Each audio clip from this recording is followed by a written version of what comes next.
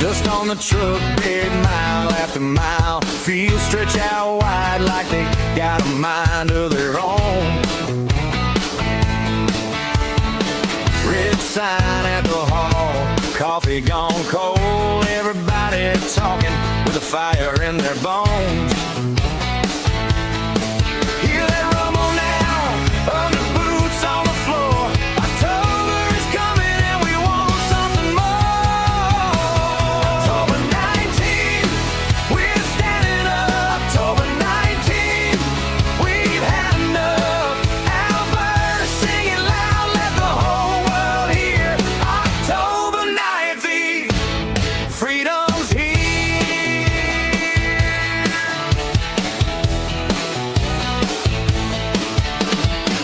Hard hats on hooks, checks run thin, hands on the ledger and the same old grin. From the shop to the rig, from the barn to the street, people keep asking, what do we believe? Hear that rumble now, under boots on the floor. October is coming and we want something more. October 19th, we're standing up. October 19th, we've had enough. Alberta, sing it loud, let the whole world hear. October 19th, freedom's here.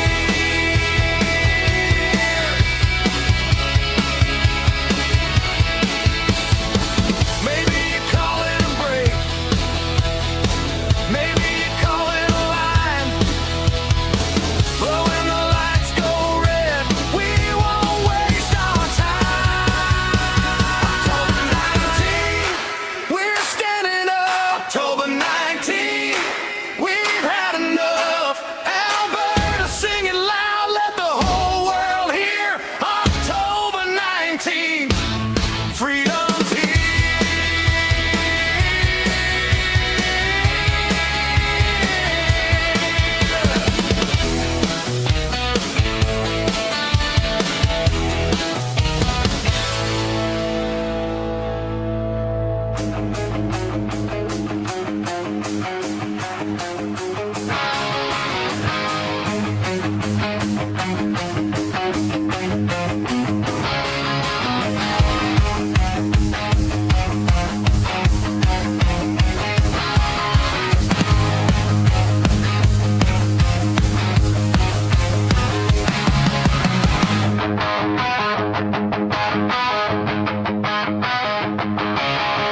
Midnight on the rooftop, old flag in my hands, ancient lion on the canvas, facing steel and desert sand. They try to paint our story over with the blacked out lies and chains, but under every burned out poster I still hear our father's names.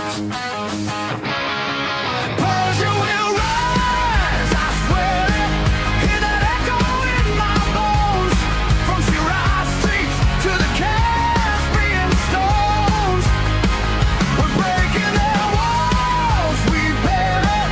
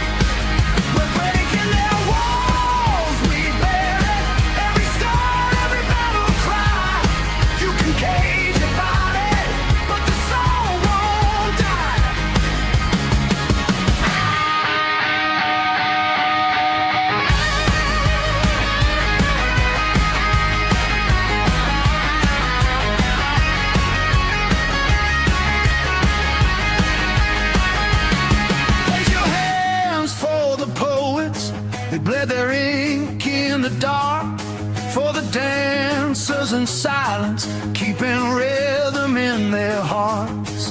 Hey, for the brothers in prisons, carving dates into the stone. You are not forgotten, you are not alone. Pressure will rise, I swear it. Hear that echo in my bones. From terror roots to the ancient thrones. We're breaking their walls, we bear it. Every tear, every battle cry.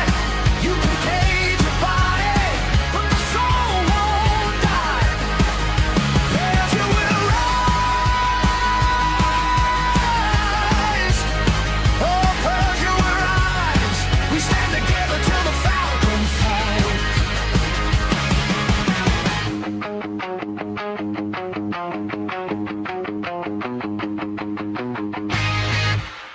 Good morning. Welcome to the NPC show. Deprogramming the world one NPC at a time. I'm your host, Frank. Today is... What day is today? This is our Wednesday. It's Wednesday, guys. Oh, it's Wednesday. Sorry, I'm still making the poll. I just set up the poll right now. Good morning, guys. Yeah, not too long of a show, but we do have an extensive watch party afterwards. What is this? Okay, that's cool. Anyways, good morning, guys. How do you do? Yeah, we have a thing to watch afterwards. A pretty cool little hearing. Not too long of a show. Yes, I think you guys already know what's been going on overnight. Good morning. Thank you very much, Qual for Life, with the donation. Look at that. Thank you very much. Starting the show off with the donation from Qual for Life. Thank you for that. Hello, Steve Bear. Good morning. Hello, Stephanie Sprague. Good morning to you. Good morning to everyone over on. Let's go to Rumble. Gene, we got Dixie, Josie, Hobo, Jillian. Good to see you, Jillian. Delta Music. Good to see you. Liberty and Campbell. Hello to all of you. Hello to people over on YouTube. We got Bendy Electronics, a Fire Truck, Carl. Good to see you, Carl. Hello, Phoebe. Joshua Storage, Becky. Good to see you, Diane. Kathy. Good to see you, Kathy. Sherry, good to see you. Good morning. And Eric. Hello. Thank you very much, Curious Cat, for the donation. Meow, meow, meow. Thank you very much for that. You are keeping this channel alive. Thank you very much. Anywho, so not too long of a show, but a lot to anticipate. Oh, actually, it is kind of a long show. I didn't see all that. Jeez. I just, news trickles in and I keep adding it, and I didn't realize, I'm up 20 some odd, 20 to 30 tabs, I think that's 30. Holy crap. Hello, David Stores. I just saw your comment. Thank you very much. Hello, Clydesdale Jr. Good to see you. Anywho, thank you for being here. Yeah, I had a different watch party set up. Like, we were gonna do our we got one an episode about Roman, episode of Joshua, and then our daily Asian Women Are Awful video. But this, it will depends on how many people are left at the end of this hearing. The hearing's not that long anyways. It's an hour long, and it's got Nick Shirley in it. So I wanted to watch that. We'll do that at the end of the show. And if there's still enough people around, we will probably watch do our usual watch party, or just push it back by a day. Yeah, not too bad of an idea. Good morning, David Scott. Good to see you. Hello, Callie McLean. Blue Crow, hello to you. Thank you for being here. Amber, thank you for popping in over on the Rumble side, and hello to people who just popped in over on that side. Nobody knew. Anyways, good morning, Jimmy Bob. Hello, Bradley. Good to see you. Let's get going. Where are we at here? Walks into the Senate floor. What is this? What is Senator Thune screaming about right now? This just popped up, so let's see what this is about. What is this? Senator Thune rips Democrats for betraying America, saying that they are reckless with national security by shutting down the government and voting against the NDAA.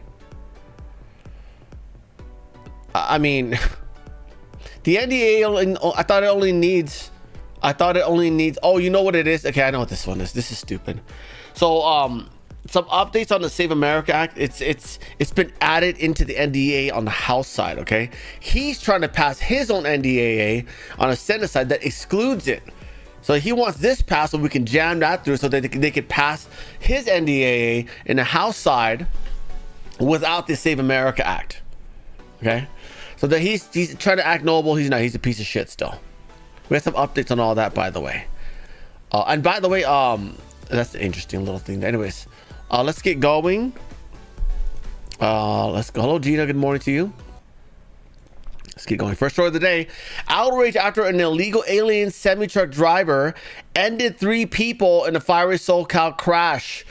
If you can remember, this isn't the right guy.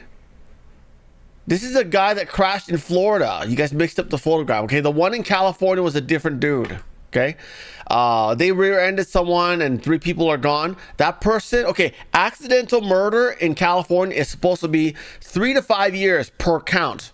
This guy killed 3 people and only got a total of 4 years, which means he'd be out in half of that. That's not the right guy, though. This is a different guy. This is the guy in Florida, I think. Unless I got my guys mixed up. Anyways, I'll just park it right here. That's fine. They all look the same to me anyways. And to you probably, right? They all look the same. They all shit in the streets. Things like that, right? Thank you very much, David Stores, for the donation. Thank you, buddy. He says for holy crap. Thank you, David. You are awesome. Keeping the channel alive every day. Thank you very much, buddy. Anywho, so dashcam video captures deadly crash in the 10 freeway. This is the one. I mean, he rear-ended a lot of people. He's playing on a cell phone. I thought this is the guy in Florida, the bad U-turn guy. Whatever. There's a Jeet to Jeet, right? So there's outrage because he's only gotten whoever it was that caused that wreck in California only got 4 years total. Remember, we're talking about 3 counts of murder here. Vehicular manslizzles, my nizzles. Obviously a Democrat judge because it's California. It's Ontario, California. You can never count on them out there.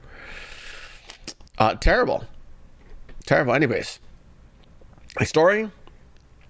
A Democrat appointed judge named John Steele, this is out in Florida, he just ordered the release of this illegal alien here who previously hijacked an aircraft.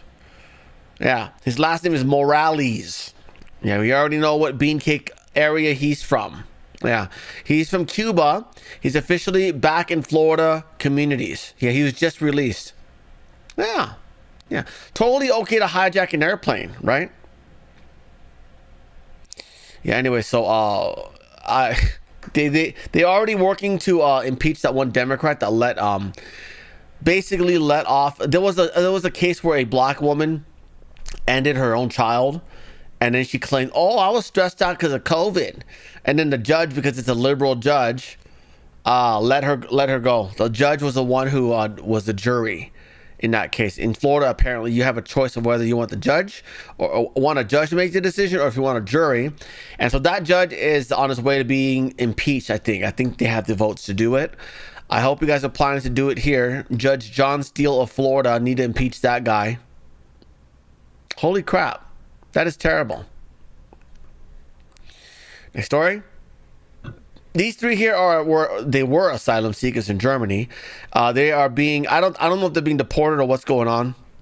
I think they're probably being moved out to the they're basically creating like living places for them to live outside of the country, outside of the continent, like on an island somewhere. But they're also providing for them like housing and food and all that shit. It's so stupid. You might as well have them in your country then, stupids. What a dumb continent. Anyways, these 3 gang raped a gal behind a beach hut in 2025 and filmed it. Probably to sell on the dark web because that's worth lots of money, right? That goes for as much as those Red Room videos. So anyways, they are denied their asylum seeking, request. But again, things that never should have happened, right?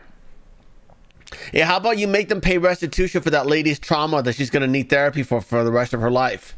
No? Oh, I forgot. It's Germany. Yeah, there's Germany. Brown people own that country now. Yeah. And by the way, France lost got knocked out of the World Cup yesterday. Yeah. They were favored. Number 1 to win. Number 1. They were favored by like 37, 40 some odd % to win the World Cup. And they got knocked out in the semifinals. Yeah. That's what happens when you go communist, man. That's what happens when you go full communist. You lose. Granted, they got beat by Spain, but Spain. I don't expect Spain to beat Argentina or England, but we'll see. If they win, I'll be surprised. But don't worry. Even if they win, they'll be murdered in their own home country by an African illegal migrant. So Messi will get his revenge if he loses, regardless. Huh? Next story. An illegal alien from the UK, a white one, this guy right here, popped off a U.S. vet in America. This guy, by the way, is part of a group. They're called traveling con men. They're probably involved in those romance scams or whatnot, taking money from lonely old ladies, things like that. Oh, yeah, I'm totally in love with you. Can you send me money? Yeah, can I have more money? So he's part of these little con men, traveling con men out of the UK. Again, why are we? This guy was 75-year-old Vietnam vet on the left right there. So, and this guy's 20 years old. So again, when are we going to do Project Restitution? Well, why does this guy just get to come in, steal all the money from our grandmas, and then kill this guy, and then we just drop him off back home, where he's going to do the same thing out there? Why does he get to do that? Why are we doing Project Restitution? Make them work. Make them work off. Make them pay back restitution, working at a wage of $1 an hour for the rest of their life. That's what you got to do. Okay? I mean, if you do that alone, they'll be too afraid to illegally come here. Imagine that. Oh, you can't go to America. They make you a slave if they catch you, Holmes. Yeah, then they all just leave. They'll volunteer. You don't have to deport them. They'll just leave. But no, you want to keep your cheap hotel workers, right? And your cheap farm workers, right? Yeah. Tell you, Project Restitution, they can be your cheap farm workers. If they don't want to work, you whip them. 10 lashes for not picking enough fruit. And then you get more productivity than the beaners, right? Easy. Next story.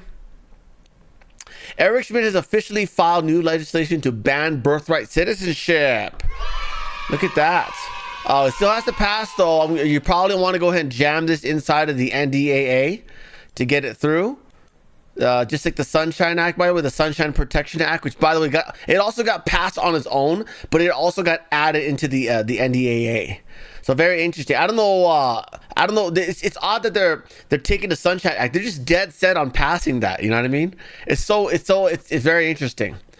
They've got the NDAA. They got the Sunshine Protection Act on its own. That passed the House. That has to go to the Senate now. Then they inserted the Sunshine Protection Act in the highway bill for the maintenance for highways. Then they also added it into the NDAA. So, yeah, hopefully it just gets passed everywhere, right? But anyways, so hopefully this gets passed. You probably want to add that to the NDAA. Next story. A trans person who fled the United States and moved to the Netherlands is now complaining about being harassed by Muslims. This is it right there. So worried. Yeah. Wait till they start throwing you off of tall buildings. That's coming to America too. You guys watch.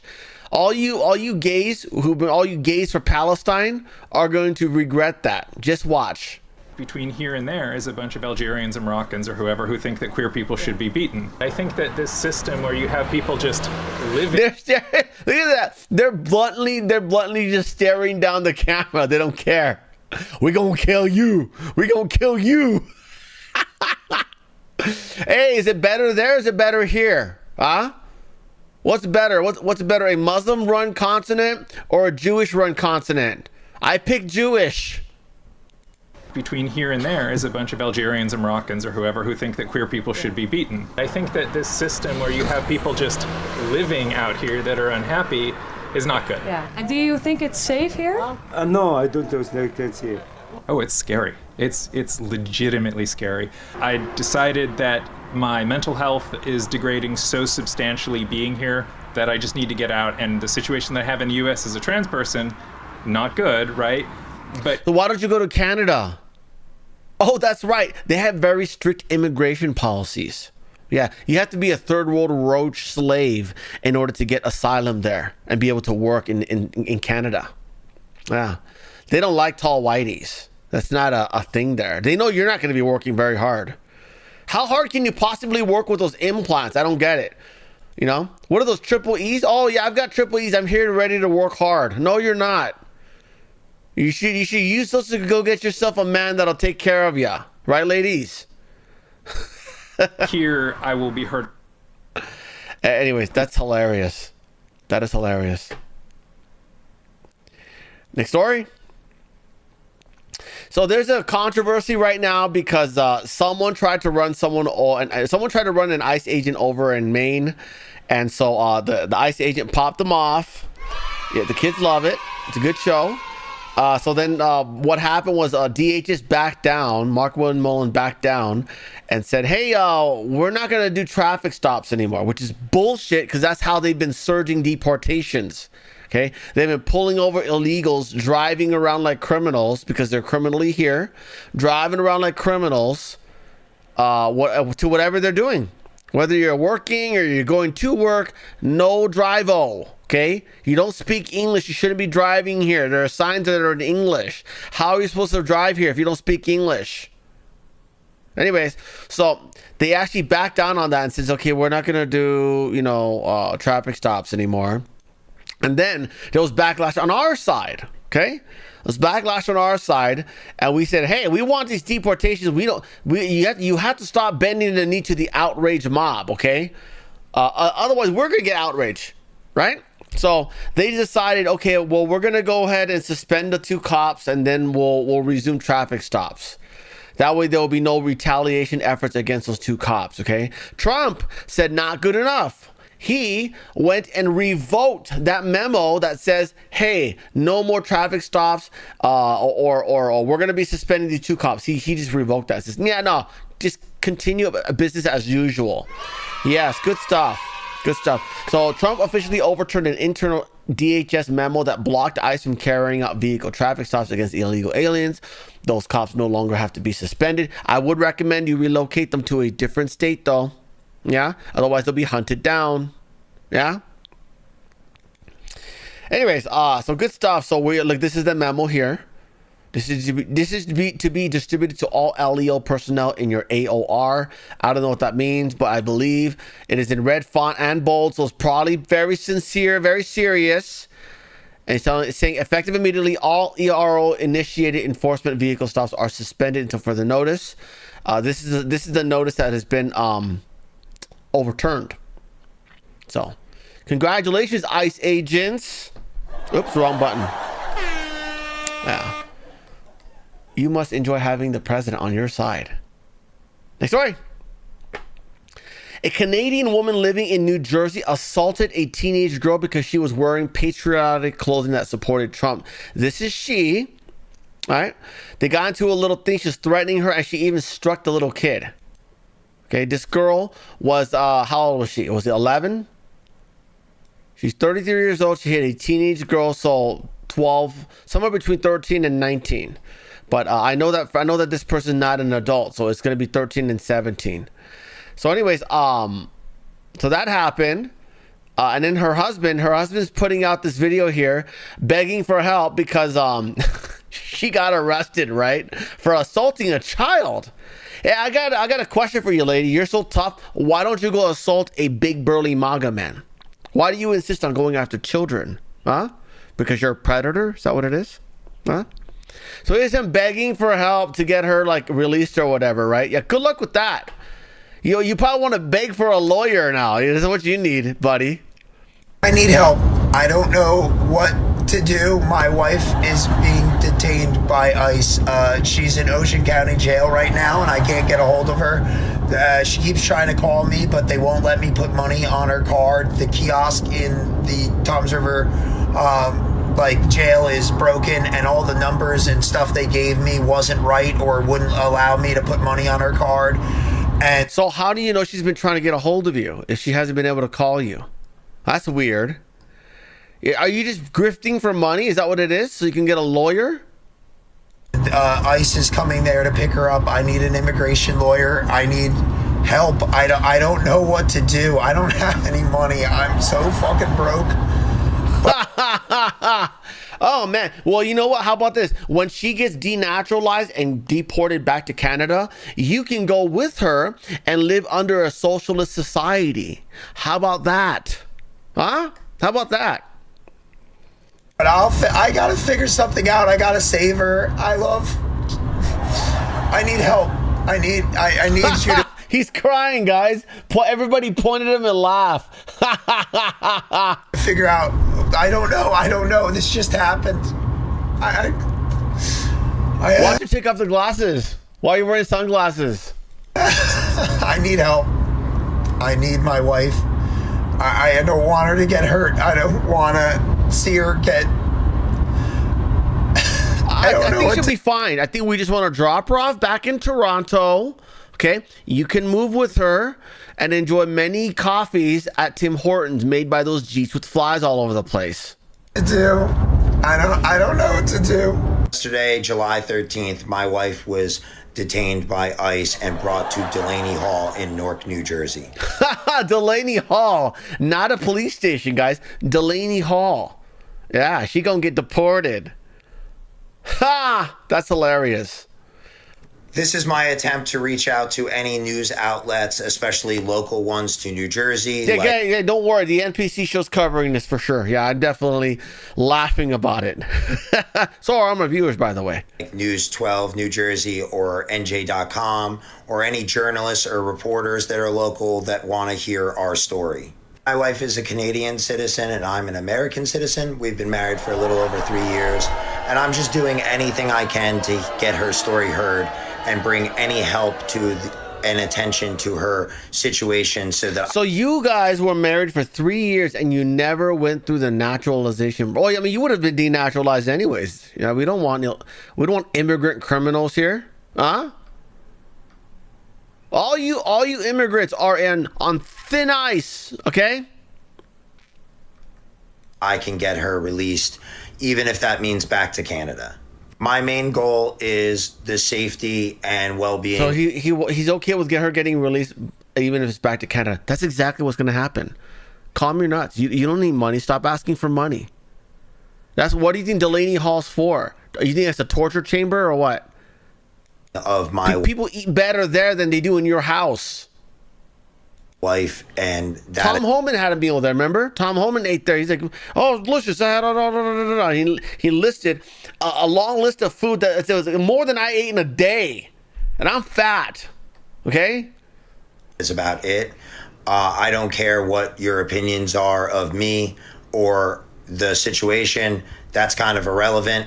All that matters is her safety and her well-being. And if anybody would like to talk to me, please reach out here. I also have an Instagram. The handle is grab. Do you have a phone number you can call so I can call you live on air right now so we can all laugh at you? Master Hash. And I also have links in my bio for different ways that you can reach me. I have links in my bio, so you can send me deck pics. Yeah, I like deck pics. I appreciate. I'm not telling you guys to do that, okay? I'm just saying some people do. Using sock accounts, of course, you don't want to use your real one. You get banned. Dick pics. All of the support and kind words that people have given me. And I know my wife will also appreciate these things. Send them the picture and just be like, yeah, I got something for your wife. Ayo. And to all the people who want to spread rumors and misinformation, I hope you find peace one day, but you are vile. Yeah, it's not misinformation. We're literally just laughing at you. We're laughing at your predicament. We're laughing at your child abusing wife. Huh? Oh, and by the way, you know what he did? He made another video like praying that the Trump family gets cancer. That's him right there. What a fucking loser, huh? I hope they all get cancer. You better hope the whole GOP gets cancer, okay? Because that's the only way you're gonna be stopping these mass deportations. We hate all of you, okay? We hate all of you. All you leftists, all you liberals, all you Democrats, all you communists, we hate all of you. This will not end until you're all disappeared. And by disappeared, I mean deported. And if you're born and raised here, deported anyways. Right? We'll just send them right back to England, right? and then we'll let the Islamists just deal with that. That'd be fun, right? Next story.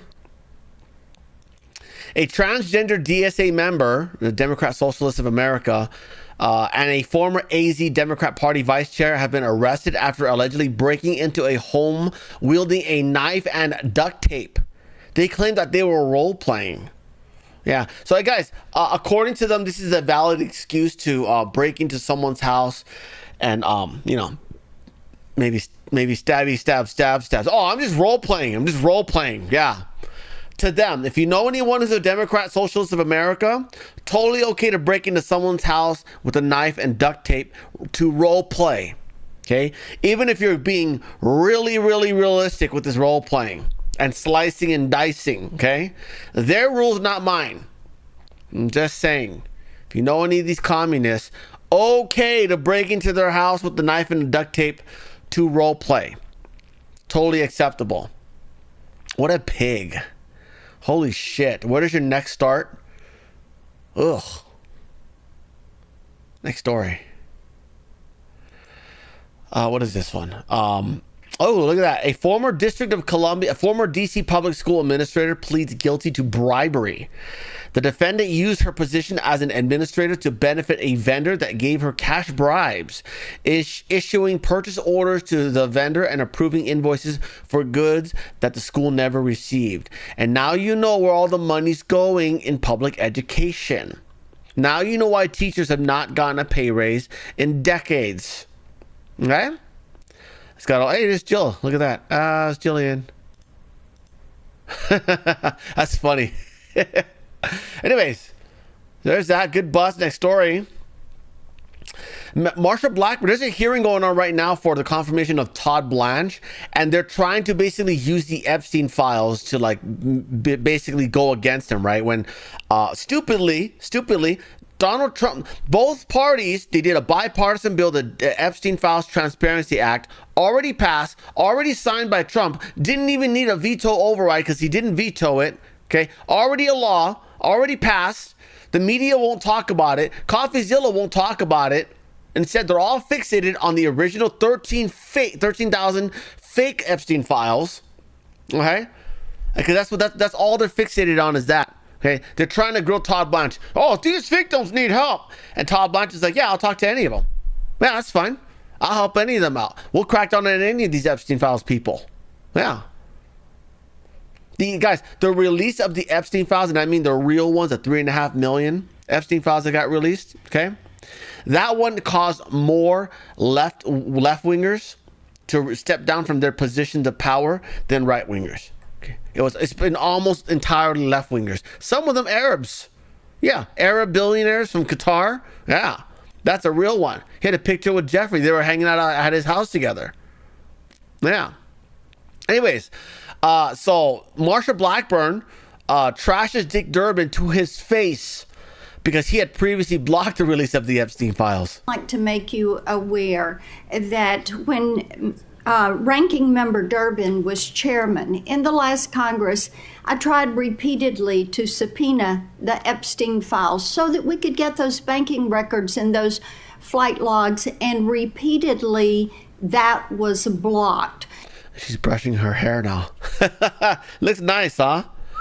Oh, that was great. So the Democrats at that point didn't want to know what was in the Epstein files until they lost the majority, and then they were hell-bent to get that. I also want to make certain that we get on the record that that DOJ has met with the following list of attorneys who represent victims, including many who have claimed that they've never had a meeting with DOJ. Now, here is this list: Sigrid McCauley, Jordan Merson, Gloria Allred, Eric Fidai, Alan Goldfarb, Daniel Kaiser, Miriam Meyer Wang, Glenn Nick, Adam Horowitz, Jack Scarola, Dennis Artie. That's an interesting one. That is interesting. Let's go check in with that real quick. Well, I'll park this for later, okay, because it's war related. Next story.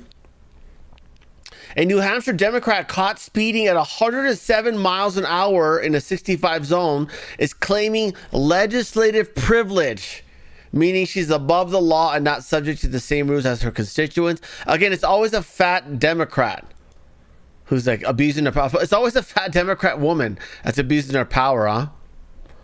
Oh, it's totally okay for me to go into someone's house with a knife and duct tape to role play, even if they didn't consent. Yeah? So anyways, this Representative Ellen Reed here. Rules for even not for me. This is out of a Democrat out of Newmarket. This is in New Hampshire.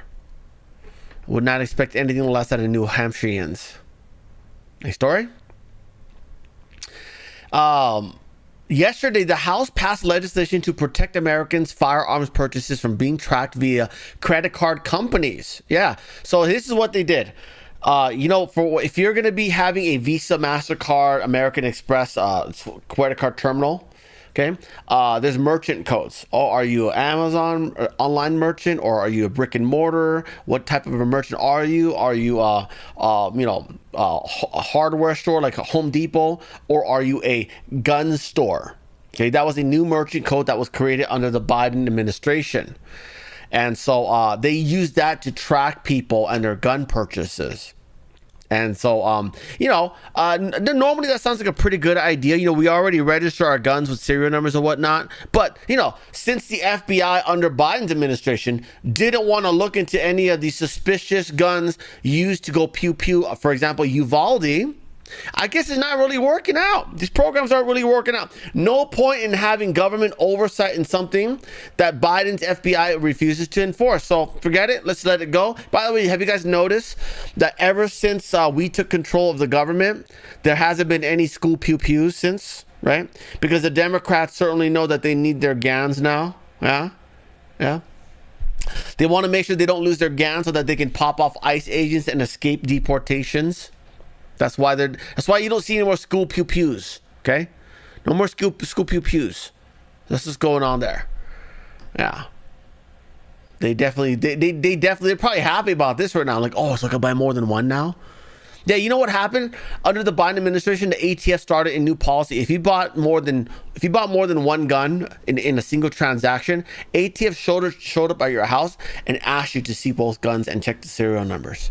Because a lot of times what happens is someone goes and they go and buy two guns and one is for someone else. It's because of the whole Kyle Rittenhouse incident, right? And so they started it because of that. And to that, I say, screw you. No more of this. No more of these gun store transaction codes here. Banned. Well, not yet. They have to go through the Senate and Trump's going to sign it. But even 5 Democrats were like, oh, yeah, my compadres, my illegal immigrant friends need guns and they don't want to be tracked anymore for it. Holmes. Next story. Tom Tillis raged when he was confronted by Sarah Gonzalez about opposing the SAVE Act. Senator, you've received almost $700,000 from the illegal labor lobby. Is that why you voted against the Save America Act? Can you tell me who the illegal labor lobby is? Yes, it's contractors, general contractors. You know who it is, guy. They pay you money. Shut up, dude. Look, what's wrong with these people? What are you talking about? Oh, I only wear a suit. That's got to be tough, right? Wearing a suit and pretending you're not smart. I'm going to look as smart as possible. It's like, oh, I'm a dumbass. Hospitality companies, industries, construction companies and industries. What do you know about the SAVE? Which SAVE? Oh, that's interesting. Look at that. So these are the industries that rely on illegal workers, agriculture, construction, hospitality, and elder care. Yeah. And companies and industries. What do you know about the SAVE? Which Save America Act are you talking about? The one that you voted against, sir. Okay. And so you're asking me if I voted, I was against it because he's answering as slow as possible so he has time to get to wherever he's going to where she's not allowed. And so he doesn't have to answer the questions. But look at this. Tom Tillis, his biggest cheap labor backers are PACs whose parent groups endorsed the Dignity Act amnesty, which means give them all citizenship, let them all vote. Hey, I got news for you. You give them citizenship, there goes your slave labor. Okay? And we're not letting any more in. Receiving almost $700,000 from. Do you want to see a margin crunch? Go ahead and push for amnesty. Okay, big companies. Okay, all you, Amazon, by the way, Amazon and Walmart, they both hired tons and tons of illegals, right? Go ahead and push for amnesty. Keep giving to Democrat lobbies. They'll take away your slave labor. You'll be paying $15 minimum wage in no time. These lobbyists. Do you have any idea what a remarkably silly question that is? I think it's a pretty important one. I think your constituents want to know why you're betraying them. Some math. Do you know what my election cycle, the total all-in election cycle cost was in 2020? It's $300 million. Do you honestly believe that I would make a policy decision based on that? I don't know why you're betraying your constituents. Who do you work for? I'm independent. You absolutely would make a policy decision based on that, because that's just one of many PACs that will lose a lot of money if we pass the SAVE Act. Okay. Why are you betraying your constituents? Why are you betraying your constituents, Senator? Good luck on the clicks. We just want secure elections, Senator. You're preventing us from getting that. You're betraying America. Good luck on your job. Good luck on yours.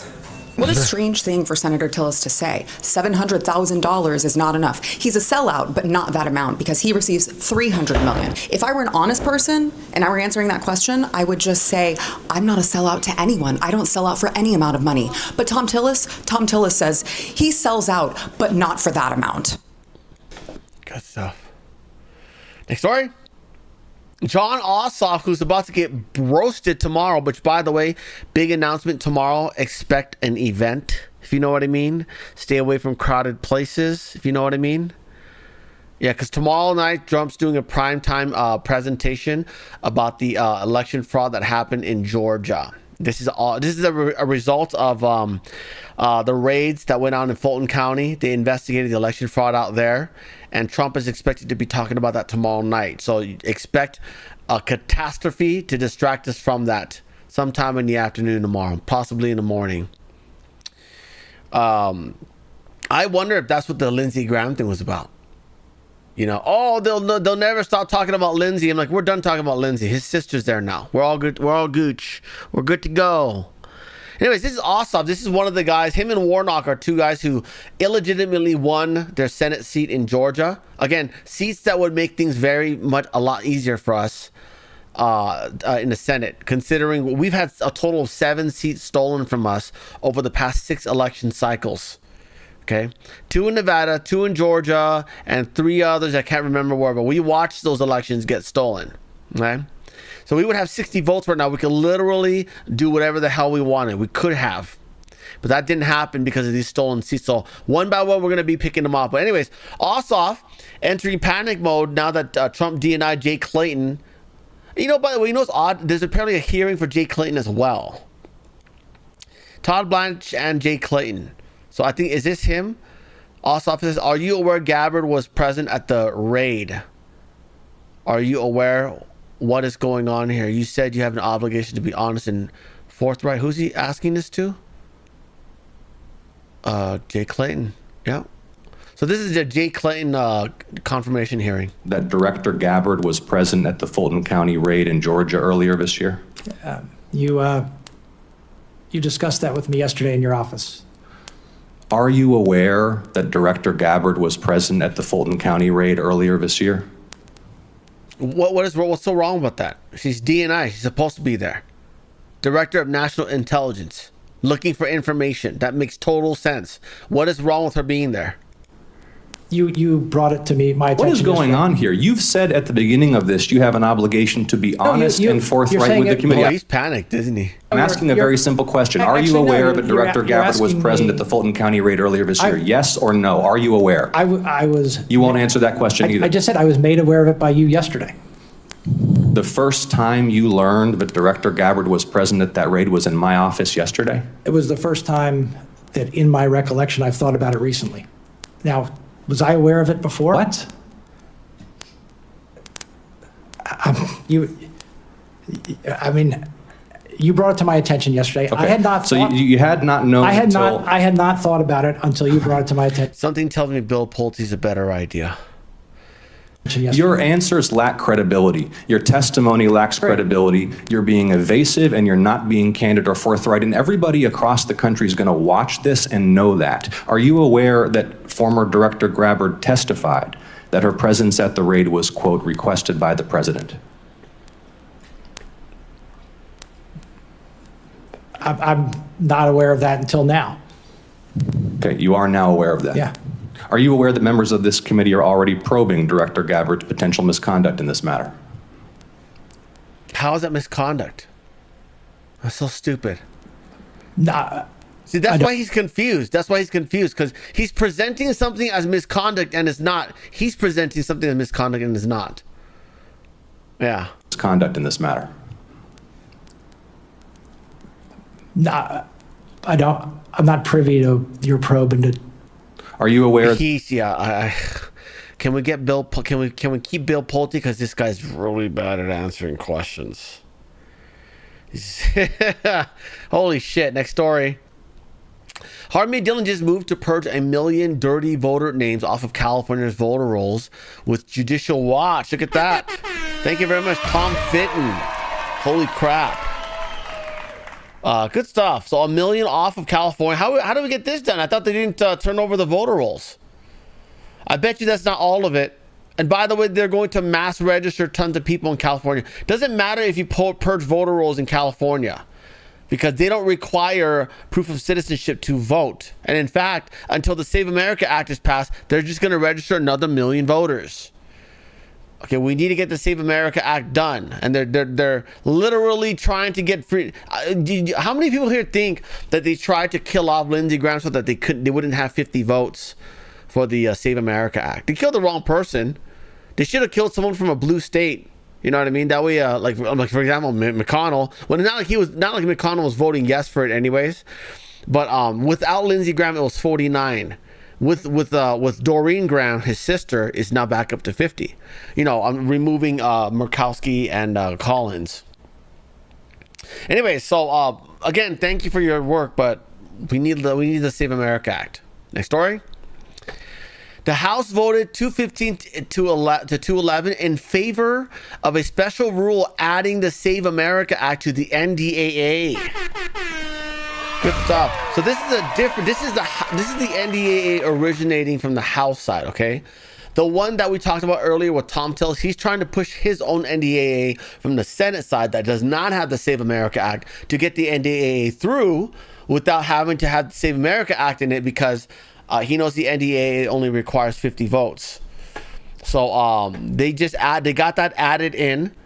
And by the way, in addition to this, they also added in the Sunshine Protection Act. So the end of daylight savings, or should I say permanent daylight savings, is going to be passed along with this. It also, by the way, passed the House yesterday on its own.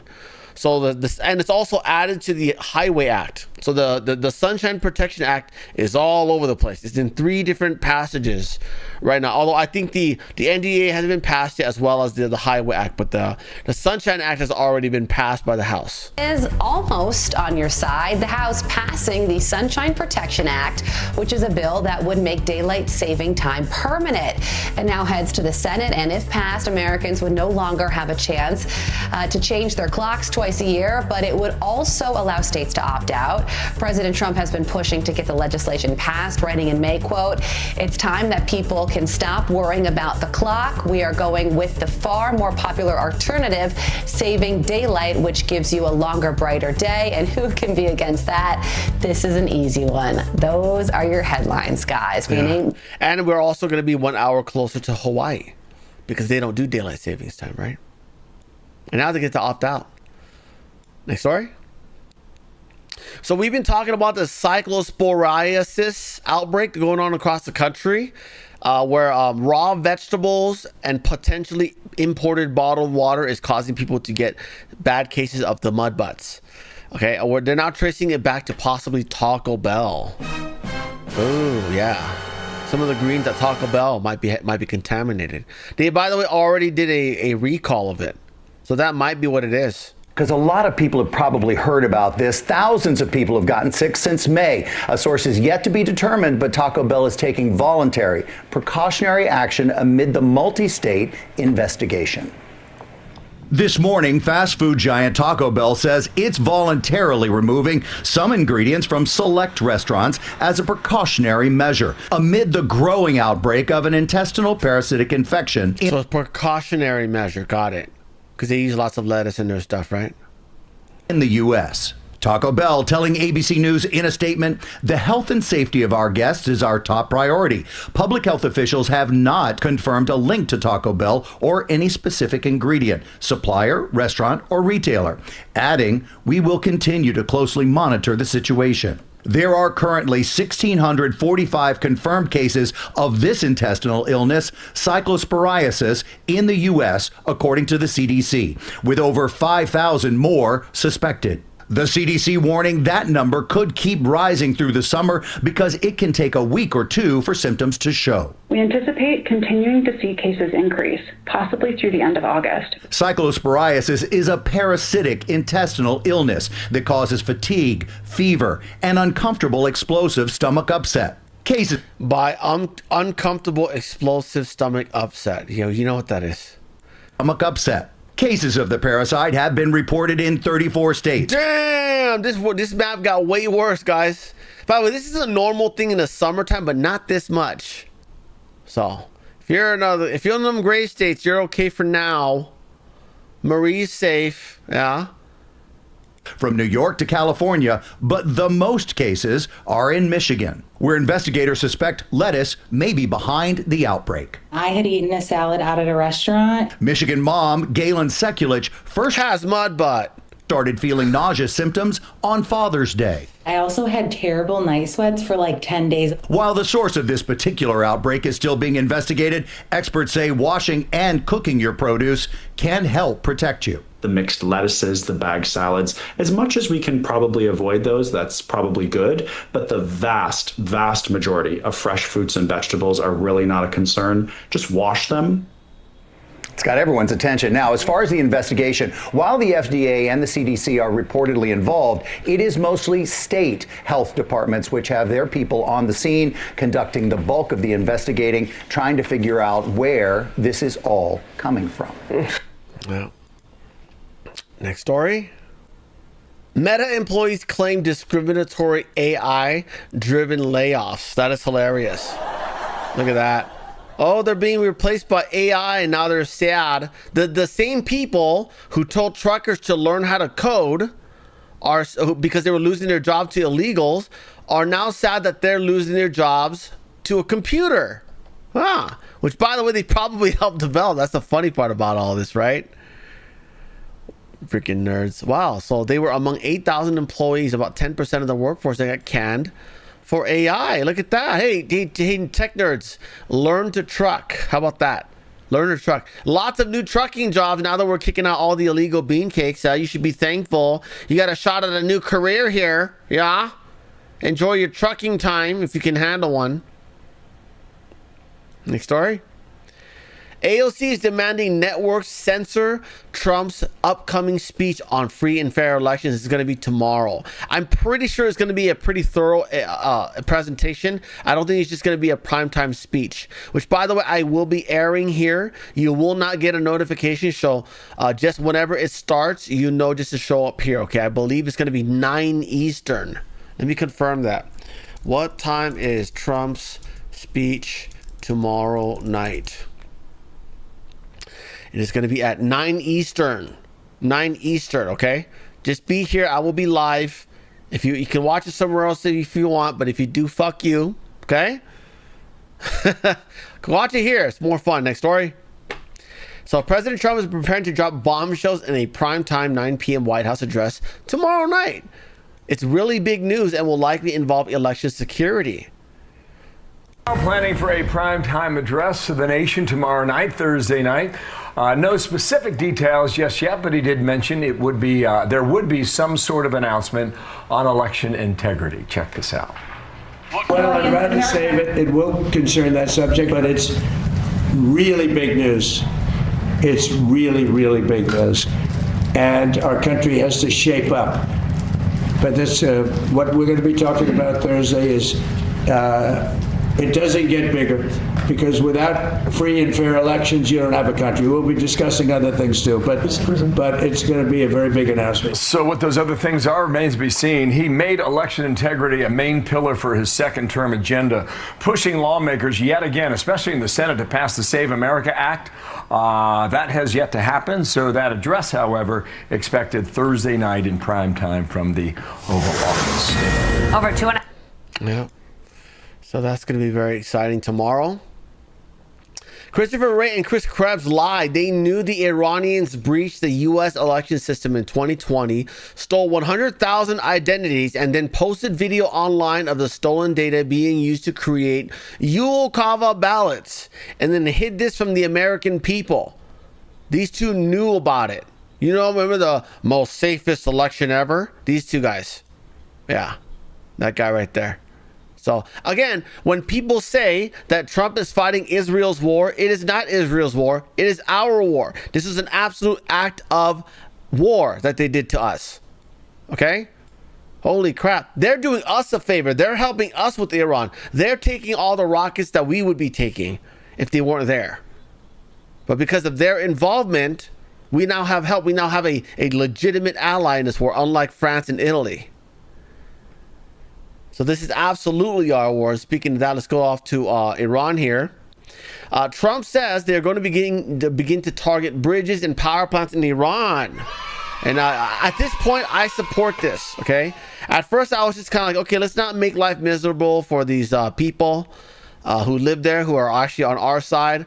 But unfortunately, they're just going to have to suck it up and deal with it, figure out their own ways to get water and electricity, because we need some way to stop this regime. And my change in position is entirely because of their plot to assassinate Donald Trump while he was in Turkey. Okay. And now, by the way, I would question that jet that Qatar gave you. The strikes were... I mean, that's just a weird little coincidence, right? Oh, the moment he starts using a Qatari jet, they're like, oh, we got to kill him, right? We got to make a plan. He's going to be flying over Europe without the Air Force One jet. Anticipate that the strikes were seen this week against Iran will expand. Are you considering hitting energy targets or other locations inside of Iran? I'll save the energy targets for last, but ultimately we'll hit energy targets, yeah. But we're going to hit them very hard tonight. We're going to hit them very hard tomorrow night. We're going to hit him very hard tonight. So he says he's going to hit the energy targets, but save the energy targets for last. I would say if you really want to do, if I could plan this attack, I would go after energy and water within the city centers of Tehran, okay? Because I'm almost certain that that's where a lot of the officers are, a lot of the high-ranking people. And if they don't have water or electricity, they're going to have to go into the suburbs, into the outskirts of that area. And by doing so, you will make them hot targets for the rebels. Now we just got to get the rebels some weapons. Yeah? We are, after all, doing coastal assaults, right? We should be able to, I don't know, park a boat there, offload some weapons to them. I don't know. I don't know how much of it we've secured yet. I don't think we've done, we don't have any boots on the grounds on any of Iran's territory yet. I think other than possibly Karg Island by now. I'm not sure. We've been doing nonstop attacks. So I think Karg Island should be wiped out of forces by now. It's for last, but ultimately we'll hit energy targets, yeah. But we're going to hit them very hard tonight. We're going to hit them very hard tomorrow night. We're going to hit them very hard the night after. And then next week it gets really bad for them, because next week comes the power plants. Next week comes the bridges. We're going to knock out all their power plants. We're going to knock out all their bridges, unless they get to the table and negotiate. Do you believe the Iranians are serious about making a deal? I think they have no choice. Why haven't they yet? I think if I didn't do the way I'm doing, they would never make a deal. They would have never made a deal with Obama. That deal was the worst deal. What they did sign was a worthless piece of paper. You know what you should do before you even do a deal? Take out another administration for plotting an assassination against you. Send a message. Send a message. If you even plan it, dead. Every single one of you. And what they said. You know what you should do? You know what you should do? Every attempted assassination against you, you add one of Iran's allies into the war. You know, we get another assassination attempt. Okay, Yemen's now a target. We get another assassination attempt. Okay, we're gonna go after Lebanon. How about that? And with Obama, Do that. Make them sweat. It was a worthless piece of paper that was a road to a nuclear weapon. And what I have is a wall.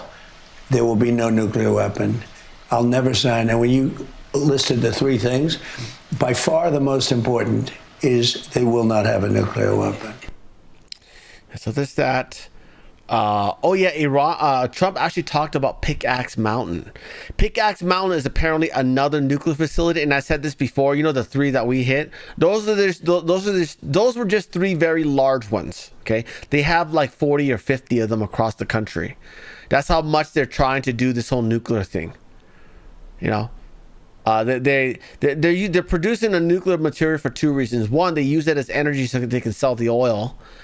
And then two, they want to make the weapons because they admitted to having 60% uranium. You don't need 60% for energy, but they had it. They had it ready. Oh, we have 60%. It won't take long to get it to 85, and then we got a weapon. So anyways, he's talking about Pickaxe Mountain. That's apparently the site of another major nuclear refinement facility, and they're seeing movements there. We're looking at Pickaxe because somebody said there's a little activity. You know, we have cameras, Space Force. We have cameras they can read the badge. They can read your name, probably Mohammed. They can read your name on a badge from space. And every area of Pickaxe, but the other three are covered. But specifically if they make any move, we immediately go and do whatever we have to do. But they haven't. They were so decimated. Some weapons experts say that the United States doesn't have the ability to strike deep enough with these bunker buster bombs at Pickaxe Mountain. They can go deep. We have good stuff. Nobody knows about Pickaxe. By the way, nobody knows if they even are doing anything in Pickaxe. It's just something that comes up. We have cameras on it. There's very little activity there. But if there's even just a small amount, we'll hit it, and we'll hit it hard. We're looking at... Good stuff. Next story. So since restarting the naval blockade against Iran 17 hours ago, 2 commercial ships so far have been redirected to turn around. And we've already seen what happens when they try to ignore us. They get their engine room blown up. So 2 so far. Next story. The U.S. is broadening sanctions against targeting Iran's oil and cryptocurrency sectors. Ooh, look at that. We're going to steal another wallet. Huh? So that's, I believe, Percent. He's in charge of that right there. Also, this morning, Iran threatened Trump that they will halt energy exports in the Middle East if if Trump continues blockading them. I guess that means we're just going to have to take control of Karg Island. Yeah? I think that's a great idea. But Iranian ports. All the dialogue from Iran is defiant. Why is your missile pink? I thought you were against gays. That's so weird. What are we doing? A breast cancer awareness missile here, or what? What is this? They continue this language, but have they reached their goals on the ground? The people who wanted to run Iran into pieces, what have they reached? We respond in action and protect what we believe in every inch of our soul. The language they are using is worthy of themselves, not us. Iran has been firing at its neighbors. Remarkable video of a Shahed drone crashing down in Kuwait. Kuwait says a drone damaged a warehouse as well as civilian and critical facilities. Here in Israel, Prime Minister Benjamin Netanyahu has announced plans to travel to the United States for the funeral of Senator Lindsey Graham. He does want to meet with President Trump while he's in the States, but his office says nothing is locked in at this point. Harris, back to you. Mike Tobin, thank you very much. Yeah, by the way, Trump this morning stated that they called him, they want to make a deal. I don't know, man. I see just wipe them out. Wipe them out, take the coastline, offload weapons to the rebels. They'll take care of the individual IRGC soldiers. Aside from that, Hegseth is now going to be doing, for service members 30 and older, they will be screened for testosterone levels. I think that's a great idea, considering the older you get, you produce less testosterone, right? And they can always correct that with hormone replacement therapy. Not steroids, but just replacing what their body's no longer making. All right? So I think it's a good idea. Keep our men's nice and amped up, Mr. H did that in Germany. He gave them crystal meth instead. I think this is a much healthier way to go. Next story. Israel has imprisoned a soldier for sending missile intercept videos to Iran. Ooh, one of their own soldiers are being traitors, guys. That is insane. That's like a D penalty out there. Holy crap. Israeli military sentenced an active duty soldier to 5 years in prison for sending missile intercept videos to an Iranian agent. He sent 2 such videos during a 12-day war, received payment, and also shared videos filmed in civilian locations. You're only giving him 5 years for that? That's treason. I mean, you give more time to people. Don't they give more time to? Oh no, well they take away the citizenship of people who marry Palestinians. But again, why would you marry a Palestinian, right? Anyways, court found he did not transmit military duty information, ended contract, reported to commander, sentence included suspended term. Okay, so that's why it's only 5 years. Anyways, next story. This is out of Canada. This is a train going through an area that is dealing with wildfires. That is horribly terrifying. Okay, y'all need to hurry up here. Like, seriously, we're encased in flames now. You guys gotta go backwards. Go. Holy shit, that looks hot. Hello, Jody, can you hear us? Yeah, I can hear you there. I'm telling them you were notching up. Yeah, this has got to move fucking quick here.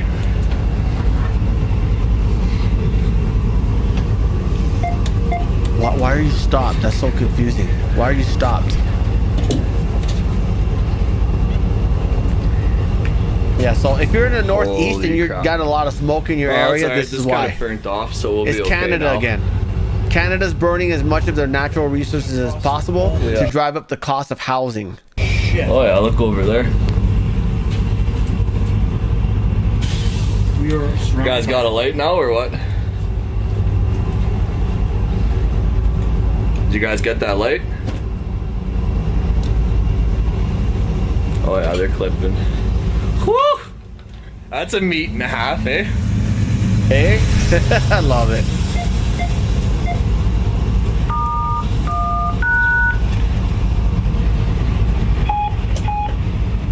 Yeah. So this is going on. If you are in the Northeast, you are dealing with such smoke right now. Good morning, Robin. So those wildfires are actually burning in northern Minnesota right through Ontario, and the dense smoke from there is already traveling to the south and east. Toronto, for example, has the 3rd worst air quality of populated cities around the world this morning, and that air will be coming here as those wildfires rage. This morning, wildfires triggering thousands of evacuations in northern Minnesota.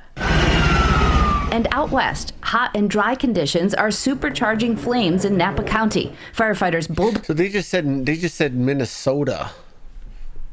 Is this connected to the one in Canada? Closing fire lines to keep the combustion contained. Back in You know what's funny? Did you see that? They said, "Oh, the fire lines keep the combustion contained." At the top left corner there, it says Cal Fire Sonoma Lake Napa Unit. This is not even from Minnesota. This footage here is from California. At least they're, admitting it. Hey, we're not liars. We're just using recycled footage from older fires. Bulldozing fire lines to keep the combustion contained.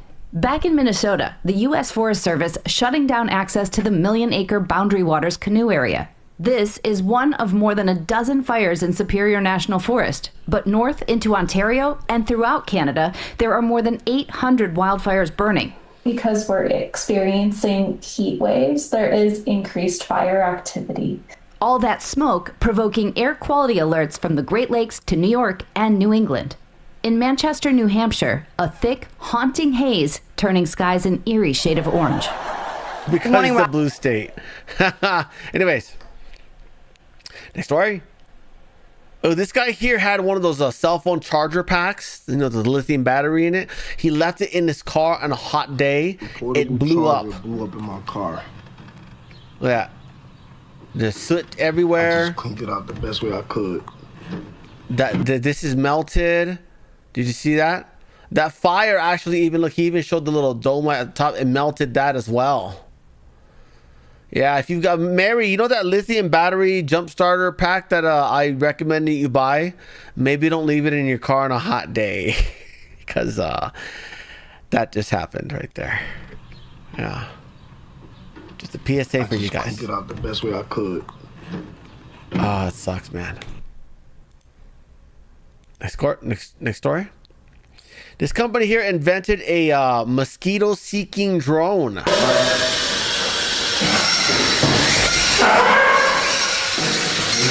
if you're wondering what that was not a mosquito, that was a moth, okay?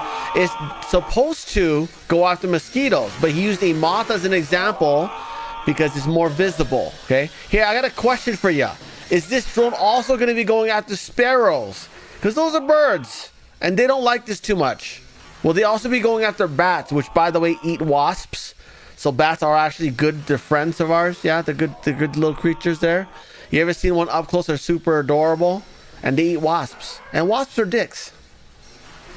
Yeah. So, I don't know. If it's going after moths, you might want to reprogram it a little bit.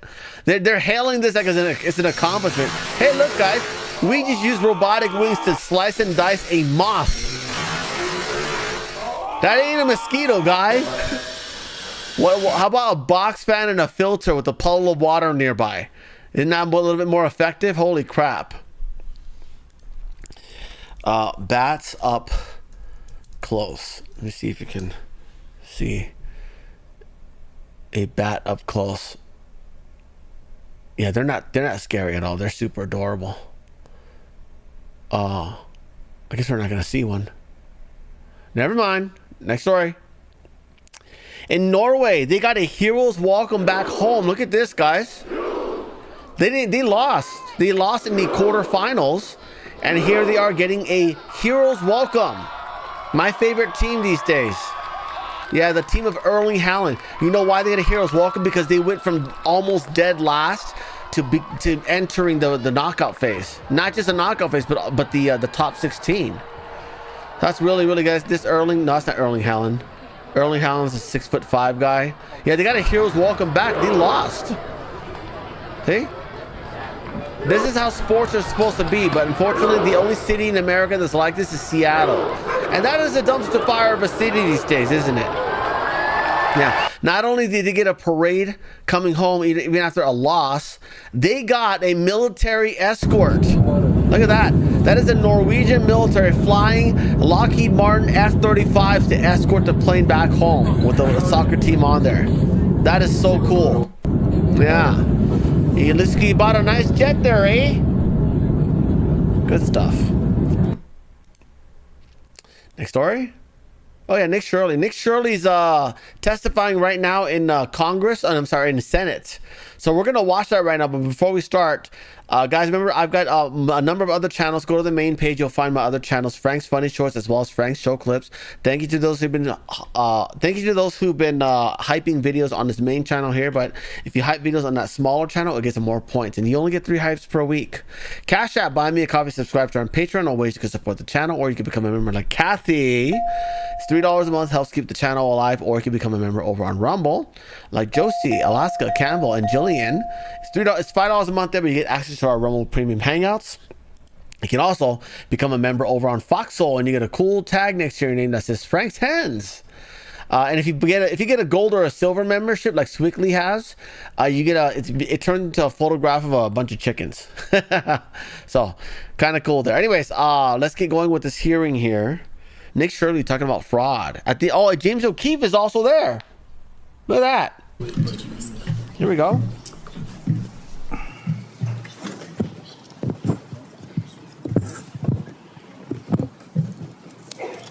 Hit the like button and share, guys. Thank you.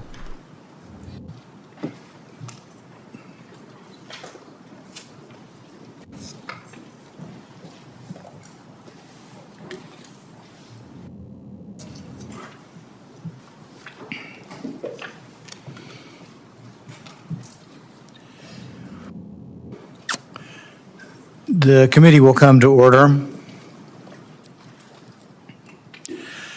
In my office, I keep a clock that measures our national debt in real time. This morning, that clock stood at nearly $40 trillion. Washington taxes the American people. Washington borrows against our grandchildren's future earnings.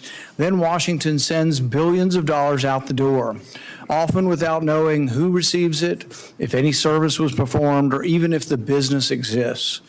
The federal government loses hundreds of billions of dollars to fraud every year. And when the money disappears, politicians act surprised. No private business would survive this way. A bank confirms an account exists before wiring the money. A credit card company flags suspicious changes in seconds.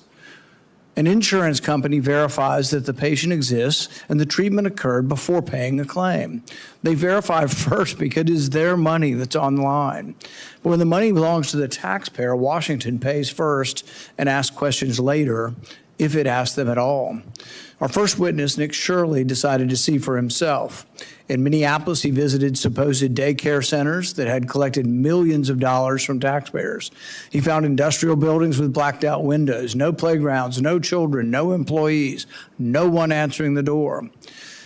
These were not complicated accounting irregularities buried deep inside a federal database. The question was obvious. What exactly are taxpayers paying for? Mr. Shirley found the same warning signs at autism centers, home health companies, and other providers collecting large government reimbursements. In California, he found hospice and healthcare companies stacked into single office complexes, some marked by nothing more than a sheet of printer paper taped to a door. Many couldn't answer the basic questions about their own patients. A private insurer would have stopped payment immediately. The federal government kept writing the checks. Prosecutors have now charged 15 people in Minnesota with schemes involving more than $90 million. One autism services scheme alone, $46.6 million in fraud. The Justice Department calls it the largest Medicaid autism fraud case in its history. Prosecution is necessary, but it comes after the money is gone. The fraudsters have already been paid. The families who needed care have already been cheated. Taxpayers may only recover pennies on the dollar. Government should verify before it pays. Does the provider exist? Are real people performing real work? Are the patients eligible? Were the services necessary? Are the invoices honest? These are not radical demands. It is what hardworking American taxpayers deserve. When government refuses to verify, it does not merely endanger taxpayer dollars, it destroys public confidence in our elections. In California, James O'Keefe revealed a cash for ballots election fraud scheme targeting homeless men and women who were offered cash, cigarettes, and marijuana in exchange for signatures on petitions and voter registration forms. So far, one individual exposed to Mr. O'Keefe's undercover video footage pled guilty to federal charges. Mr. Shirley followed the money. Mr. O'Keefe followed the signatures. Both found the same machine, a system that rewards volume, discourages scrutiny, and depends upon someone in authority looking the other way. In one system, government counts the claims and sends the money without asking who received it or what work was performed. In the other, officials accept registrations without asking who signed them or whether the process was legitimate. Whether Washington is distributing taxpayer dollars or safeguarding the ballot, government processes first and investigates later. Then years after the damage is done, announces an indictment and expects applause. Fraud is not an ordinary cost of government. It is theft, theft of taxpayers' earnings, theft of needed services, and theft of the legitimate vote. Our witnesses went where government investigators had not gone and asked the questions the bureaucracy refused to ask. I thank them for their relentless commitment to exposing fraud and demanding accountability. The American people deserve better from their government, including Congress, who keeps writing the checks. Senator Peters. Thank you, Chairman Paul. The government has a responsibility to ensure that taxpayer dollars are used efficiently, effectively, and responsibly. And when there is evidence of waste, fraud, and abuse in taxpayer-funded programs, the government must take action to recover the cost and hold wrongdoers accountable. My time serving in this committee, I've been proud to work across the aisle with many of my colleagues to improve oversight of taxpayer dollars and fight fraud. I worked with Senator Ernst and Senator Hassan to pass bipartisan legislation to prevent conflicts of interest in federal contracts. After learning that a company was being paid with tax dollars to advise the government on oversight of the pharmaceutical industry, while simultaneously being paid by pharma companies to help market their drugs. We passed a bill to end this practice and to make sure that taxpayer dollars are being used in Americans' best interest. I worked with Senator Kennedy to pass a bipartisan bill to improve government data access, which will save millions of taxpayer dollars by preventing improper payments to deceased people. I worked with Senator Carper and Senator McCaskill to block scams that were hurting small businesses by fraudulently selling services to secure government contracts, services that the government already provides to small businesses for free. And when Congress was responding to the unprecedented COVID-19 pandemic with significant emergency spending, I worked with Senator Johnson to establish the Pandemic Response Accountability Committee. We fought to ensure that there were strong oversight mechanisms, including alongside those resources, because we knew that bad actors would try to take advantage of the situation. To date, the PRAC has supported more than 50 investigative partners in over 1,200 investigations and has identified $2.5 billion in potential fraud that the government is now continuing to try to recover. In fact, the PRAC model has been so successful that Chairman Paul, you worked to expand its oversight responsibilities as part of the big, beautiful bill. It is an unfortunate reality that there is always the risk of fraud in government programs, which is why we need strong controls. A strong oversight of government spending to ensure taxpayer dollars are going to help the American people and not the fraudsters. Our federal government had more of these strong oversight mechanisms up until last year, when President Trump fired 19 independent inspector generals in violation of the law. He removed experienced independent investigators with a strong record of identifying waste and fraud and replaced them with cronies. It's hard to overstate the damage that has been done to independent oversight. Many of the watchdogs we count on to identify wrongdoings are now fearful that they will be fired or retaliated against just for doing their job.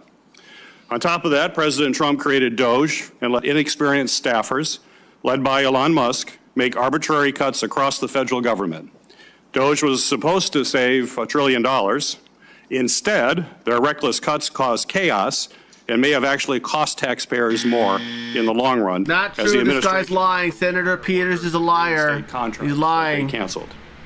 Mr. Chairman, I ask unanimous consent to enter into the record a report that I released last May.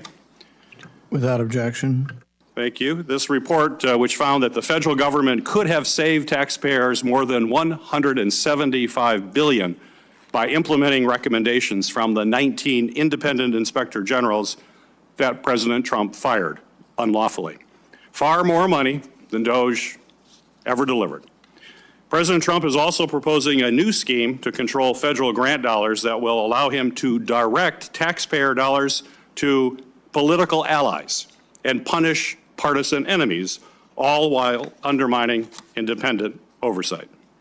Not only have President Trump's actions created an environment where fraud can thrive, but incredibly, he has also pardoned multiple convicted fraudsters who have combined have committed billions of dollars worth of fraud, pardoned by President Trump. These pardons wiped out an estimated $1.3 billion in restitution and have frequently gone to wealthy and well-connected individuals. It sends a signal that you have money or the president's favor, you can commit fraud without consequence. And finally, if we're going to talk about fraud, waste, and abuse, we must also talk about how President Trump has abused his public office to enrich himself and his family, not improve the everyday lives of Americans who or protect taxpayer dollars. Since taking office in 2025, President Trump and his family has made an estimated $2 billion from cryptocurrency alone. And if this committee is serious about tackling fraud, I hope we could work together to hold the administration accountable for the ways in which they have undercut independent oversight. and fulfill our own role to conduct oversight of the administration's actions that have unquestionably enabled fraud. We need to restore the strong, experienced, and independent watchdogs who have a proven track record of fighting fraud and getting money back for the American people, rather than amplifying sensationalized social media that takes a more focused on getting views than on actually getting the truth. Mr. Chairman, we share the goal of saving taxpayer dollars and making our government more efficient. And when you're ready to bring in federal officials to testify, conduct oversight, and advance additional legislation to crack down on fraud, my colleagues and I are ready to do the work. Thank you, Mr. Chairman. It is the practice of this committee to swear in witnesses. Will each of you please stand and raise your right hand? Do you swear that the testimony you will give before this committee will be the truth, the whole truth, and nothing but the truth, so help you God? Thank you. You may be seated. Our first witness will be Nick Shirley. He is an independent journalist known for his on-the-ground investigations, which he publishes on his social media pages and the Anti-Fraud Club website. Mr. Shirley. My name is Nick Shirley. I'm a 100% independent journalist who seeks each day to serve we the people of the United States with the mission to show the world the reality of things as they really are. America was built and created by strong men and women who loved America and never would have thought to rob, steal, or cheat from its very own citizens. Unfortunately, today, America's good faith has been abused by others, often foreigners who seek to harm, rob, and cheat America. Through my efforts, I've exposed billions of dollars of fraud and helped save America hundreds of billions for years to come. When we talk about fraud, we are talking about money that is being stolen from hardworking, law-abiding, tax-paying citizens. This issue has nothing to do with political parties. No dollar says Republican or Democrat on it. When a fraudster commits fraud, he or she steals from all of us. Last December, I published a 43-minute-long video exposing widespread fraud in Minnesota. That video became one of the most viewed videos in internet history and gained over 4 billion views in just 7 days across all forms of media. The fraud was so obvious that the fraudsters weren't even trying to hide it. The infamous Quality Leering Center was born, and that video has become one of the most consequential videos in American history by the amount of legislation it has created. Since posting it, over 30 bills have been created and introduced in Congress regarding fraud. A new fraud task force has been created, and the Treasury is working on new systems to stop fraud at unprecedented levels. I helped ignite a war on fraud across the country. People often wonder, how come this fraud became so big and how come it became so rampant? And the reason is because no one actually ever really looked into it. When Elon Musk offered to help by creating Doge, people burned his factories, bombed his cars, and politicians even celebrated his company's stock going down. Elon was right when he said the fraudsters complained the loudest. By exposing the fraud, I actually also exposed the politicians and media who worked for years to cover it up. Governor Tim Walz labeled my work as white supremacy and called me a far-right delusional conspiracy theorist. Meanwhile, he dropped out of re-election, and he even said he has ended his political career. Now, the highest government-funded daycare in Minnesota has pleaded guilty to daycare fraud, and the largest autism bust in American history has been exposed. Where is Tim Walz in the media now? It just so happens that over 80% of the fraud committed in Minnesota is by the Somali population. After Minnesota, I exposed widespread fraud in California within the daycare and hospice community, where an impossible 1/3 of Americans on hospice care were set to die in Los Angeles. The next day, the governor, Gavin Newsom, posted an AI-generated image of myself trying to mock and discredit my work. Only days later, he and his attorney general both tried to take credit for exposing the fraud. Now the Attorney General's wife has created a bill that would make it criminal to expose fraud. The Stop Nick Shirley Act, also known as AB 2624, will help fraudsters cover up their crimes and prevent themselves from being exposed, specifically in immigrant communities. Politicians often use immigrant communities to commit fraud. Why would they allow this to happen? In California, Medi-Cal, their Medicaid program, has now more than doubled from $108 billion in 2022 to a proposed $222 billion, while enrollment has only rose by less than 1%. The system is filled with bad actors and fraudsters.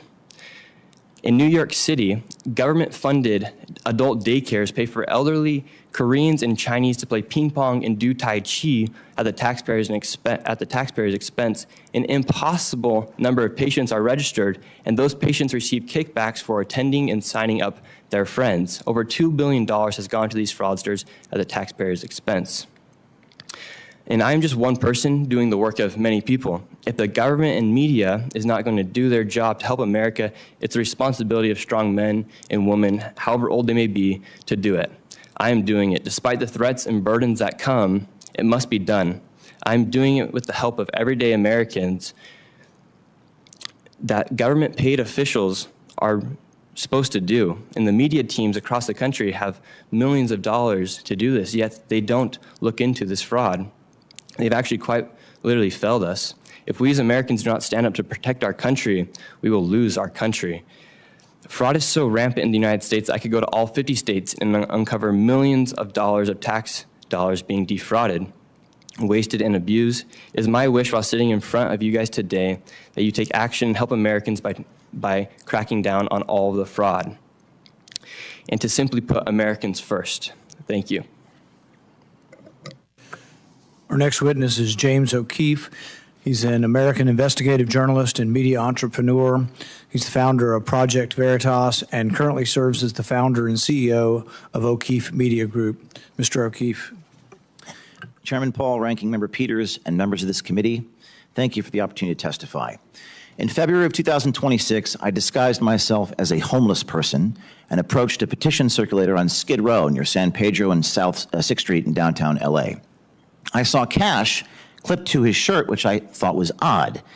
The petition circulator told me, we're going to need 14 signatures and we're going to pay you $2. One of our reporters, disguised as a heroin addict with track marks on his arm, asked the homeless, what's going on here?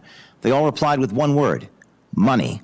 We recorded a woman named Brown handing over cash as payment in exchange for a homeless person to register to vote in a federal election. Now that is a federal crime.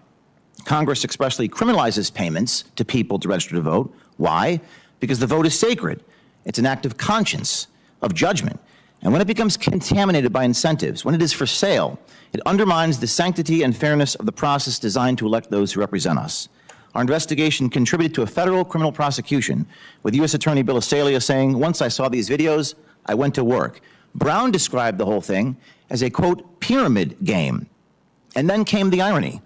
In a neighborhood of NGOs in Los Angeles designed to protect the vulnerable homeless population, the person being confronted by the NGOs was not the fraudster, it was the reporter exposing the fraud. Just minutes after we exposed these felonies, I was approached by a man who identified himself as being with the LAPD, and he began to record me. When I pressed him, he admitted he was actually with the LA Homelessness Authority. Under California law, that's a crime. So this was also a form of fraud, albeit covering up for the fraud happening across the street. But it got worse. We witnessed petition circulators giving marijuana in exchange for signatures on the petitions. And when they spotted our camera, they told one of our reporters, I'm going to knock your bleeping ass. Don't come over here again. I'm going to beat your ass. He threatened us. So we decided to band together. We formed a Citizen Journalism Justice League featuring Savannah Hernandez, Cam Higbee, Anthony Rubin, and John Tro. And over the next few weeks, we caught dozens of these cash and drug exchanges for signatures on the petitions. Together, over the course of those next few weeks, we released reporting that prompted the governor of California not to attack us, but to say that what we did was important and the activity should be prosecuted to the fullest extent of the law. We also found next ballot petitioners asking homeless to sign in other people's names.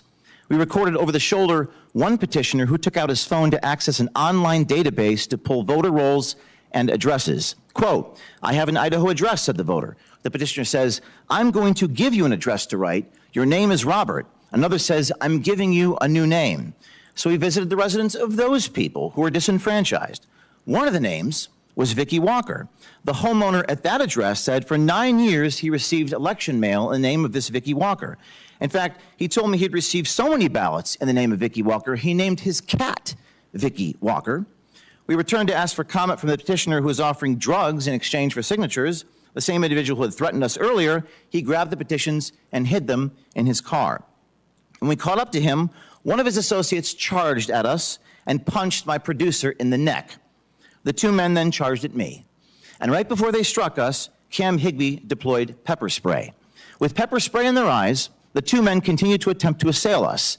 My colleague Braden and I had no choice but to run for our lives. To this day, all the fraudsters that committed state crimes roam free. This, as Nick has said, is not a political issue. It's not a partisan issue.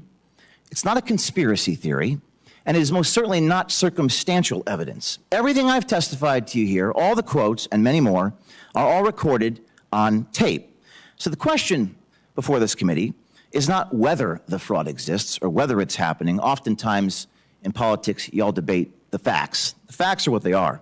The question is why the incentives allow it to flourish. There is money in fraud, but there's no money in exposing the fraud. And when laws are ignored without consequences, fraud becomes the incentive. Fraud becomes the model of life.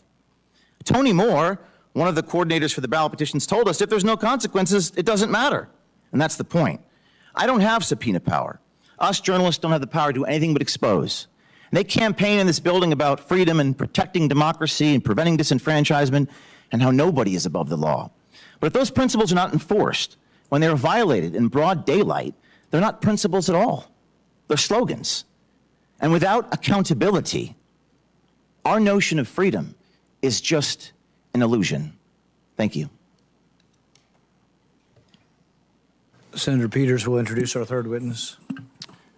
Mr. Dylan Hitler-Gadet is the acting Vice President of Policy and Government Affairs at the Project on Government Oversight, commonly known as POGO. Mr. Hitler-Gadet is a nationally recognized expert in a range of good government issues, including government ethics, anti-corruption policy, separation of powers, the rule of law, and government operations integrity and effectiveness. He has testified before Congress on 8 separate occasions on a variety of topics, including preventing waste and fraud, defense spending accountability, judicial ethics, and undue foreign influence. Mr. Hitler-Gadet and POGO have routinely engaged with Congress on bipartisan and pragmatic solutions to address government program integrity and protect taxpayer dollars. Thank you for joining us today, and we appreciate your testimony.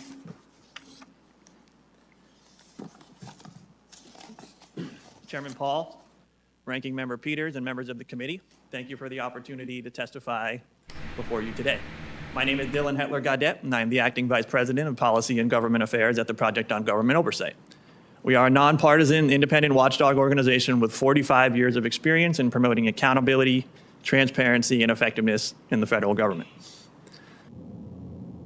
If you wouldn't mind, I'd like to start with some data to paint a bit of a picture for us. We currently spend about $7 trillion a year in terms of our federal budget. In fiscal year 2025, we ran a $1.8 trillion federal budget deficit. We currently carry a federal debt load of about $40 trillion.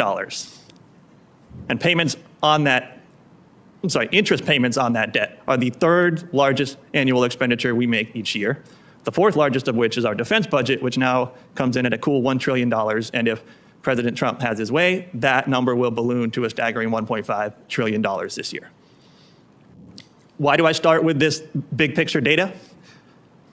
It's important to realize that vast sums of taxpayer dollars are at stake when we talk about the issues of waste, fraud, and abuse. It's equally important to remember that the federal government has an equally vast responsibility and an obligation to be the best possible and most responsible caretaker and steward of those taxpayer dollars. We have more data that can tell us a little bit about how well the federal government is delivering on that responsibility. Recently, the Government Accountability Office issued a report in which it estimated that in fiscal year 2025, the federal government issued $186 billion in improper payments, bringing the total of improper payments issued since fiscal year 2003 to $3 trillion or thereabouts. GAO also estimated that in 2024 alone, we lost somewhere between $230 and $520 billion to fraud. Lastly, GAO tells us and projects that if we were to work harder to eradicate duplication, fragmentation, and overlap in federal government programs, we would be able to save $100 billion a year. Now, what does this data tell us? This tells us pretty categorically that we, and in particular the federal government, are not doing a good enough job overseeing and managing the country's precious public resources. And the only way to get there is to promote actionable, common sense, pragmatic reforms, and it is those exact kinds of reforms that I'm here to talk about today. First, we must look to internal watchdogs and oversight practitioners, such as Inspector General, the Government Accountability Office, the Office of Government Ethics, the Office of Special Counsel, and others. And we must strengthen, empower, and fully resource them to perform their essential functions as the taxpayers' eyes and ears from within the federal government. Second, we must also provide safe and secure reporting and disclosure channels for federal whistleblowers. Courageous individuals from within the government often blow the whistle and expose some of the worst waste, fraud, abuse, corruption, and malfeasance, and they are often all too common on the receiving end of reprisal and retaliation for doing so. It is imperative that Congress create these safe and secure disclosure channels while also strengthening protections from retaliation and reprisal for federal whistleblowers. Lastly, the technical architecture that the federal government currently uses to monitor, track, analyze, and assess federal funding is woefully inadequate. Key databases and resources like usaspending.gov and the System for Award Management are in desperate need of overhaul and modernization. Congress should start by dramatically expanding the quality and quantity of the data and information required to be reported and collected up and down the spending chain. Congress should also work to bring parity in data collection and information reporting across program categories and spending types. Lastly, Congress should also hold federal agencies' feet to the fire to comply with existing reporting and disclosure requirements, which agencies are often not doing at all. The upshot here is that waste, fraud, abuse, and corruption are real, and they are pernicious, and we must do something about them. The only way we're going to solve them is by some of the reforms and others that I have laid out here today, but we're not going to solve them by focusing on sensationalistic anecdotes, clout-chasing viral internet videos, or provocative pseudo-documentaries.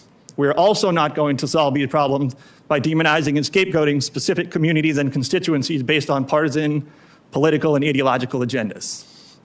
Thank you again for inviting me here to testify today, and I look forward to your questions. We're going to begin a round of questions. I'm going to defer my time to Senator Johnson. Thank you, Mr. Chairman. So we've had in testimony and opening statements a couple jabs, I guess, at Nick Shirley's videos. The only reason that we're taking fraud seriously is because of that independent journalism sitting in front of us. The fact that he exposed in all its gory detail how grotesque and how blatant this fraud is, how rampant it is. So, Mr. Hetler Gaudet, listen, I agree with most of your prescriptions here. Chairman of the committee, we had you testify. I've been trying to support of Inspector Generals. Now we've had to, got a couple of Inspector Generals resigning ahead of the posse because they're certainly not perfect as well. The problem I have with all the prescriptions is it hasn't worked. The lowest estimate I hear fraud in the federal government is $250 billion a year. I think you said 230. We had in a subcommittee hearing LexisNexis saying it's $1 trillion. It wasn't really until this administration with DOGE, which is, that effort's also been denigrated here, that we started going in there and actually doing something about it. Now you have Dr. Oz going in, again, I think partly because of Nick Shirley's revelation that a third of the hospice centers in America were in Los Angeles County. So the way we prevented the fraud is we stopped funding 400 of them, and not one of those hospice centers complained. So it's the tip of the iceberg. Mr. Shirley, again, I commend you on your phenomenal journalism. Quite honestly, when I saw that happening, I go, why didn't I think of that? Why didn't my staff do those videos? Journalism is crucial to this. You're a partner in what we need to do. And it's only because of those videos that expose it that we have any chance of trying to rein in this beast. But you mentioned the Stop Nick Shirley Act. What is that? Can you describe that in greater detail? Yeah, so that's a bill that's been created by Mia Bonta, the wife of the Attorney General of California. And the official title is AB 2624, and it's to make it essentially illegal to expose and to film outside of immigration support service providers. That means any entity that provides services to illegal migrants, whether that be healthcare or legal fees. If I were to go out and film a video in front of one of these locations, perhaps an NGO like Churla that receives that's received over $80 million from the government, and they give me a piece of paper, and they say, hey, you cannot publish that video. If that bill passes, it'll be illegal for me to. So it really ought to be renamed the Protect Medicaid Fraudster Act. Would probably be a better description of that, correct? Correct. Why do you think you have such pushback from our colleagues on the other side of the aisle, from just the denigration here from the ranking member, from Governor Newsom? Why is that? You would think trying to eliminate waste, fraud, and abuse would be a completely nonpartisan issue. Because they quite frankly need the fraud. They actually need the fraud. Mr. O'Keefe, and I've got a lot more questions, but I'm not understanding. What were these petitions about? I mean, you really have they were paying money for signatures on petitions, generally pushed forward by non-governmental organizations, which, by the way, we don't track how much money is expended. Of the $7.5 trillion spent this year, we have no idea how much funnels eventually through NGOs. But so you have paying dollars for signing petitions, and then you also have paying dollars for voter registration. Have you kind of followed that through? What's that all about? Yes, Senator. One is a California state crime to fraudulently sign in someone else's name to get something on the California ballot initiative, and the other is a federal crime, where there's federal jurisdiction where you pay someone in order to get them to register to vote. So again, these were petitions to get something, a referendum on the ballot in California. That's correct. So what didn't make sense to me about the registrations is they were signing up fake names or fake addresses. I would think, how if you're going to really commit election fraud, you'd sign up legitimate names, legitimate addresses, so that you could basically harvest those ballots and vote for who you wanted to vote. I mean, have you kind of followed that whole? Yes. In one instance, we looked over the shoulder, and a petitioner logged into a website, something called sigvalid.com, and accessed currently registered voters using their real names and real addresses. We were unable to determine or ascertain what this sigvalid.com is, but we believe that your committee has subpoena power to try to find out what that is. Well, that'd be my offer. Both Chairman Paul and myself have subpoena power. If you need it, we're more than happy to use it. So I'm making that offer to both Mr. Shirley and to you, Mr. O'Keefe. We'll follow up with you. Thank you. Thank you, Mr. Chairman. Senator Peters. Mr. Elder-Gadet, as you know, President Trump fired 19 inspectors general, the independent watchdogs tasked by Congress with fighting waste, fraud, and abuse in government programs. On May 21, 2025, I issued a report that revealed that in fiscal year 24 alone, those fired IGs had collectively identified over $50 billion of government savings through their work. Since then, President Trump has fired additional IGs and has cut funding and staff to the oversight agencies, some by more than a third. So my question for you, sir, is do partisan attacks on independent oversight benefit fraudsters? Yes, I would say they absolutely benefit fraudsters. They politicize the entire endeavor of going after waste, fraud, and abuse, which is literally the mission statement and reason for existence of watchdogs like Inspector General. So how can Congress better support and defend independent and nonpartisan oversight of government programs, in your estimation? Sure. So I touched on this a little bit in my opening statement and in more detail in my written statement, but there are a number of pre-existing entities such as Inspector General, such as the Government Accountability Office, who we don't need to reinvent the wheel there. We just need to strengthen, empower, and protect those entities. We need to give them the resources they need to conduct their important work of oversight. And most importantly, we need to provide more political insulation and independence so that they can do that work without fear or favor and without being overly meddled with by people with partisan and political agendas, because that's anathema to any effective oversight. All right. Mr. Elder-Gadet, POGO has raised concerns about both President Biden and President Trump's use of presidential pardons. This administration has claimed to care about fraud, and yet President Trump has pardoned a staggering number of convicted fraudsters. To date, he has pardoned over 24 criminals who committed a combined nearly $3 billion in financial crimes and fraud. These pardons also robbed victims of approximately $1.3 billion in restitution payments. They were given to people like Lawrence Duran, who committed $205 million in Medicare fraud, and Trevor Milton, who committed $680 million in securities fraud. Mr. Milton and his wife, not surprisingly, donated $2.5 million to the presidential campaign.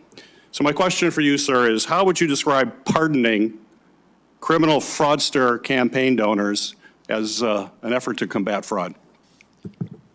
I would describe it as a completely nonsensical approach to rooting out waste, fraud, and abuse. And again, it undermines any claims one might have to caring about waste, fraud, and abuse to pardon convicted fraudsters. And in the case of one Florida woman, a multiply convicted fraudster who was convicted once, got a commutation in Trump's first term, and then was convicted again and got a full pardon in the second term. So that does not seem to me like the action of an entity that actually cares about fraud. Perhaps it's just fraud when it's perpetrated by the right people or the wrong people. So what do you think Congress should do to rein in the misuse of presidential pardon power? This is a tricky one. The pardon power is, of course, constitutionally prescribed. It's pretty stark. I have a personal hobby horse view that that's hilarious. Morse force for life rights. So confused how a blind guy investigates anything. 2 points for Morse force for life. Pardon power is very much a divine right of kings sort of concept. But barring that, I think there are some sort of common sense, constitutionally viable approaches to more transparency, consultation, reporting and disclosure, and a bit of a kind of, I think, a stronger process from within the DOJ's pardon office. Thank you. You know, I've been proud to enact bipartisan legislation to improve government data analytics, enhance oversight capabilities, and prevent payments to dead people. However, challenges remain, especially as fraudsters have become more sophisticated and government systems and tools have, quite frankly, just not kept pace. In fiscal year 25, government agencies estimated that $186 billion of improper payments were made. So my question for you, Mr. Heller-Gadet, is what practical solutions should Congress prioritize to prevent improper payments and stop fraudulent behavior while still protecting critical programs that Americans rely on every day? Thank you. Front-end verification is really important. I believe Chairman Paul referred to this in his opening statement. We do not do enough of that. But also end-to-end transparency, reporting and disclosure at every step along the spending and funding chain is critically important. We also don't do much of that. So, I don't need to tell you all this there in Congress, but the appropriations process is you all doing your thing with the money. It goes to federal agencies, then federal agencies award it out to prime recipients, but then those prime recipients tend to parcel it out and award it out to a whole range of different sub-awardees and sub-recipients. That's where we really lose any meaningful insight into where the money's going, who's ending up with it, what is the impact that it's having. So if there was one sort of key, sort of close to a silver bullet, I would recommend is getting our hands around sub-award reporting and transparency all the way up and down the chain from end to end. Thank you. I think that hits on the point is the payments all coming from the federal government, but the people signing them up are not connected to the payment. So they're in the states, they're local, they want to help people. Oh, I want more people, let's help more people. And they add all the people to it, but they're not paying for it. You have to have the same people paying for it that are signing the people up. And until you connect those two people, you'll continue to have this problem. Senator Langford. Senator Paul, thanks for holding this hearing as well. To all of you and the work that you do to help identify fraud and waste, thank you for the work on that. It's really about sunshine and trying to expose this out. For 9 years, I've been releasing what my team calls federal fumbles, where we just outline where areas that we see on waste and abuse and loss of federal dollars, over-regulation, and we throw those out there. What's been interesting is we've seen the same thing you have. When we identify the areas of waste, people shrink back away from it and say, okay, now we're going to try to be able to deal with this. It is the sunshine that really does make a difference. And what you're doing is bringing things to light on this. We've identified things like in 2023, the State Department was funding drag shows in Ecuador. The NIH, or NEA, I should say, was doing a social media game to increase physical activity in older women and creating a social media activity, which inherently sit there for that. There was a NEA created a production of what they called the Fat Pig which was an opera to tell the story of a plus-size woman who falls in love with a man who has, quote unquote, a normal body. We also did an NIH study that gave a research grant to be able to outline the history of tobacco use in Russia. We can go on and on and on through this. There's multiples that are out there. The Biden administration did a $250 million study in NIH to be able to study how to transition mice and monkeys into a different sex and how to create transgender mice and monkeys. All of those, once we exposed them, went away. All of them. So the challenge is trying to be able to highlight it, but also to be able to find it in advance. So I want to run several questions past you, and I've got several big issues. Ms. Shirley, how are you identifying initially what you're actually finding? Like, what's the tip that you're saying, I think there may be fraud there? How are you identifying that? Yeah, a lot of it's I go through these databases and look for the largest amount of funding, and then also looking for the anomalies that come. For instance, in New York City at these adult daycares, there were 7,899 patients enrolled into an adult daycare, and they received $12.9 million. And I go to that daycare, there's only one floor, and it'd be, quite frankly, impossible to enroll that many patients into that daycare. Yeah. So it's just going through the available public data on it. Yes, and then also relying upon Americans. For instance, I learned about the Minnesota fraud from Minnesotans. I went there and they told me, hey, finally, you're here to make a video on the fraud. I said, well, what are you talking about? And they said, well, this fraud's happening, this fraud's happening. And so then after that, for 6 months, I looked for that information about the fraud.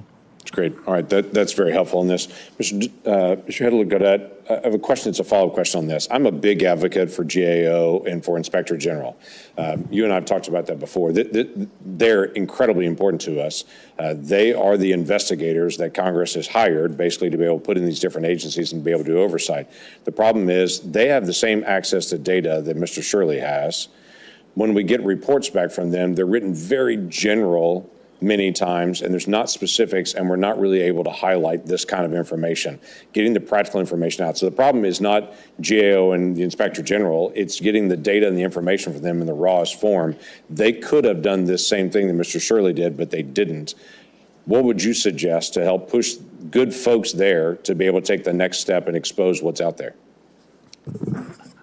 Thank you, Senator Langford. And if I might just for one moment, I just want to extend my appreciation to you for your work for years starting in the House on the Taxpayers' Right to Know Act, which you know this well, of course, but I don't know if everyone in this room does, but it created for the first time a federal program inventory, which seemed kind of counterintuitive that such a thing didn't exist for a long time, but thanks to your work on that bill, it now does exist. So I commend you for your longstanding commitment to transparency and oversight when it comes to federal programs. Appreciate that. In response to your question,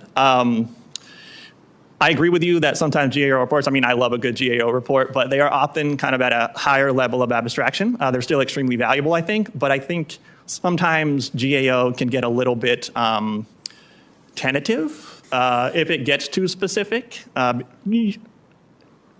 describe them as safe. They're trying to write a safe report on a bad issue of fraud, and I don't need safe. I need raw information. That's what Mr. Shirley is actually bringing, is saying, here's the raw information.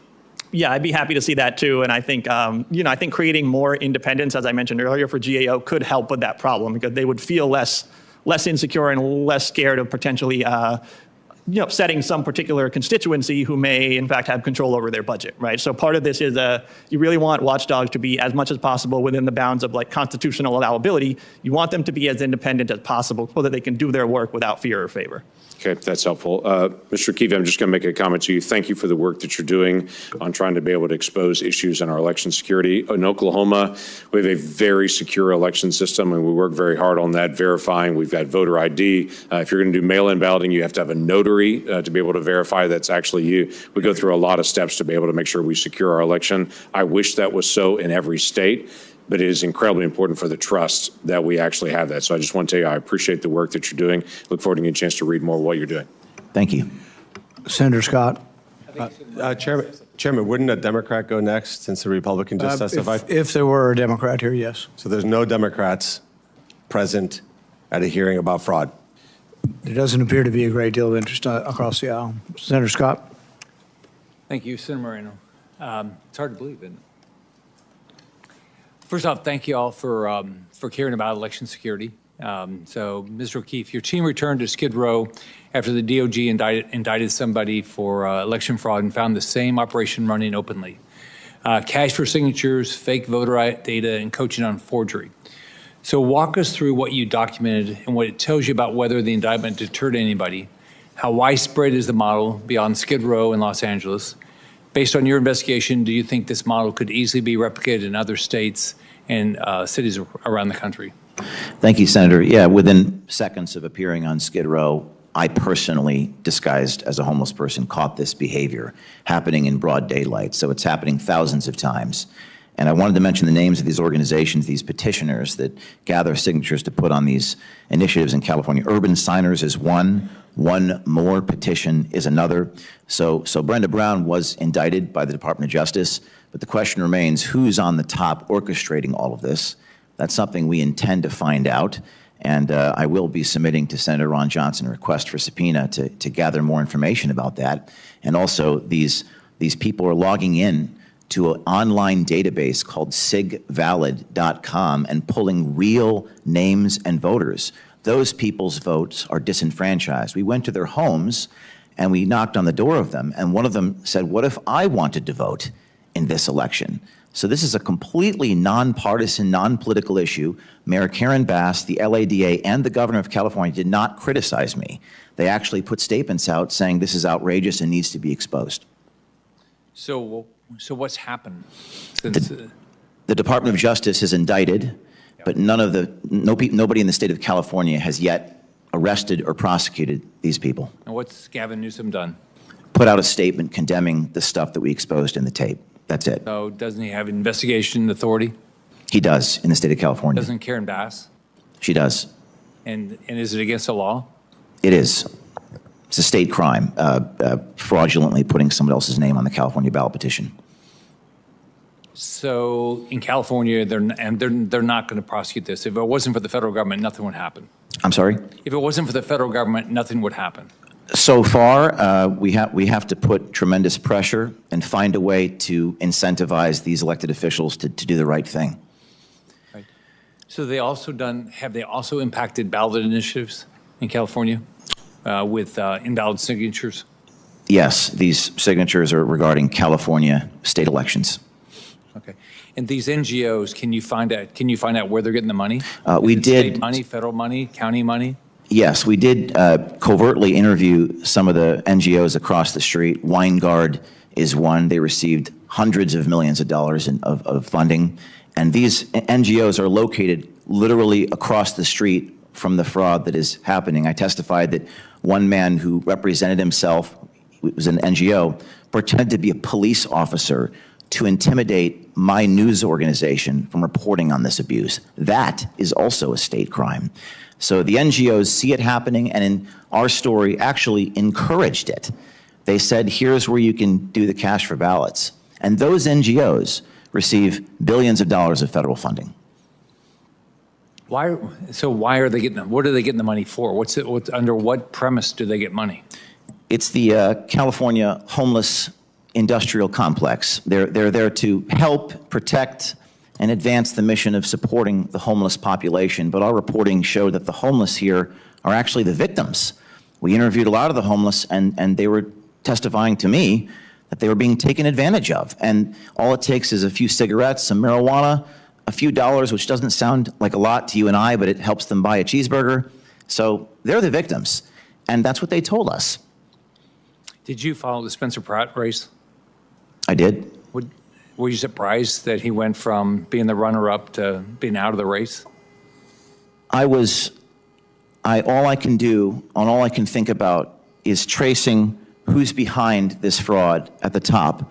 That's my interest, and that's my priority, is because all the stuff you see out there is all circumstantial evidence.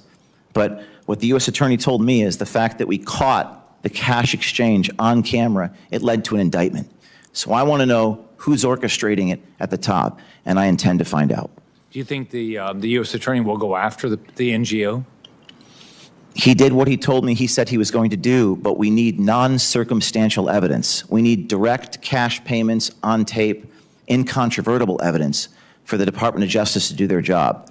I feel like that's my role. I feel citizen journalists don't have to deal with bureaucracy. We could just go there and get the story in a day, and that's what we intend to do. All right. Thanks for what you're doing. Senator Moreno. Thank you, Mr. Chairman, for holding this hearing. And let me just point out again for the record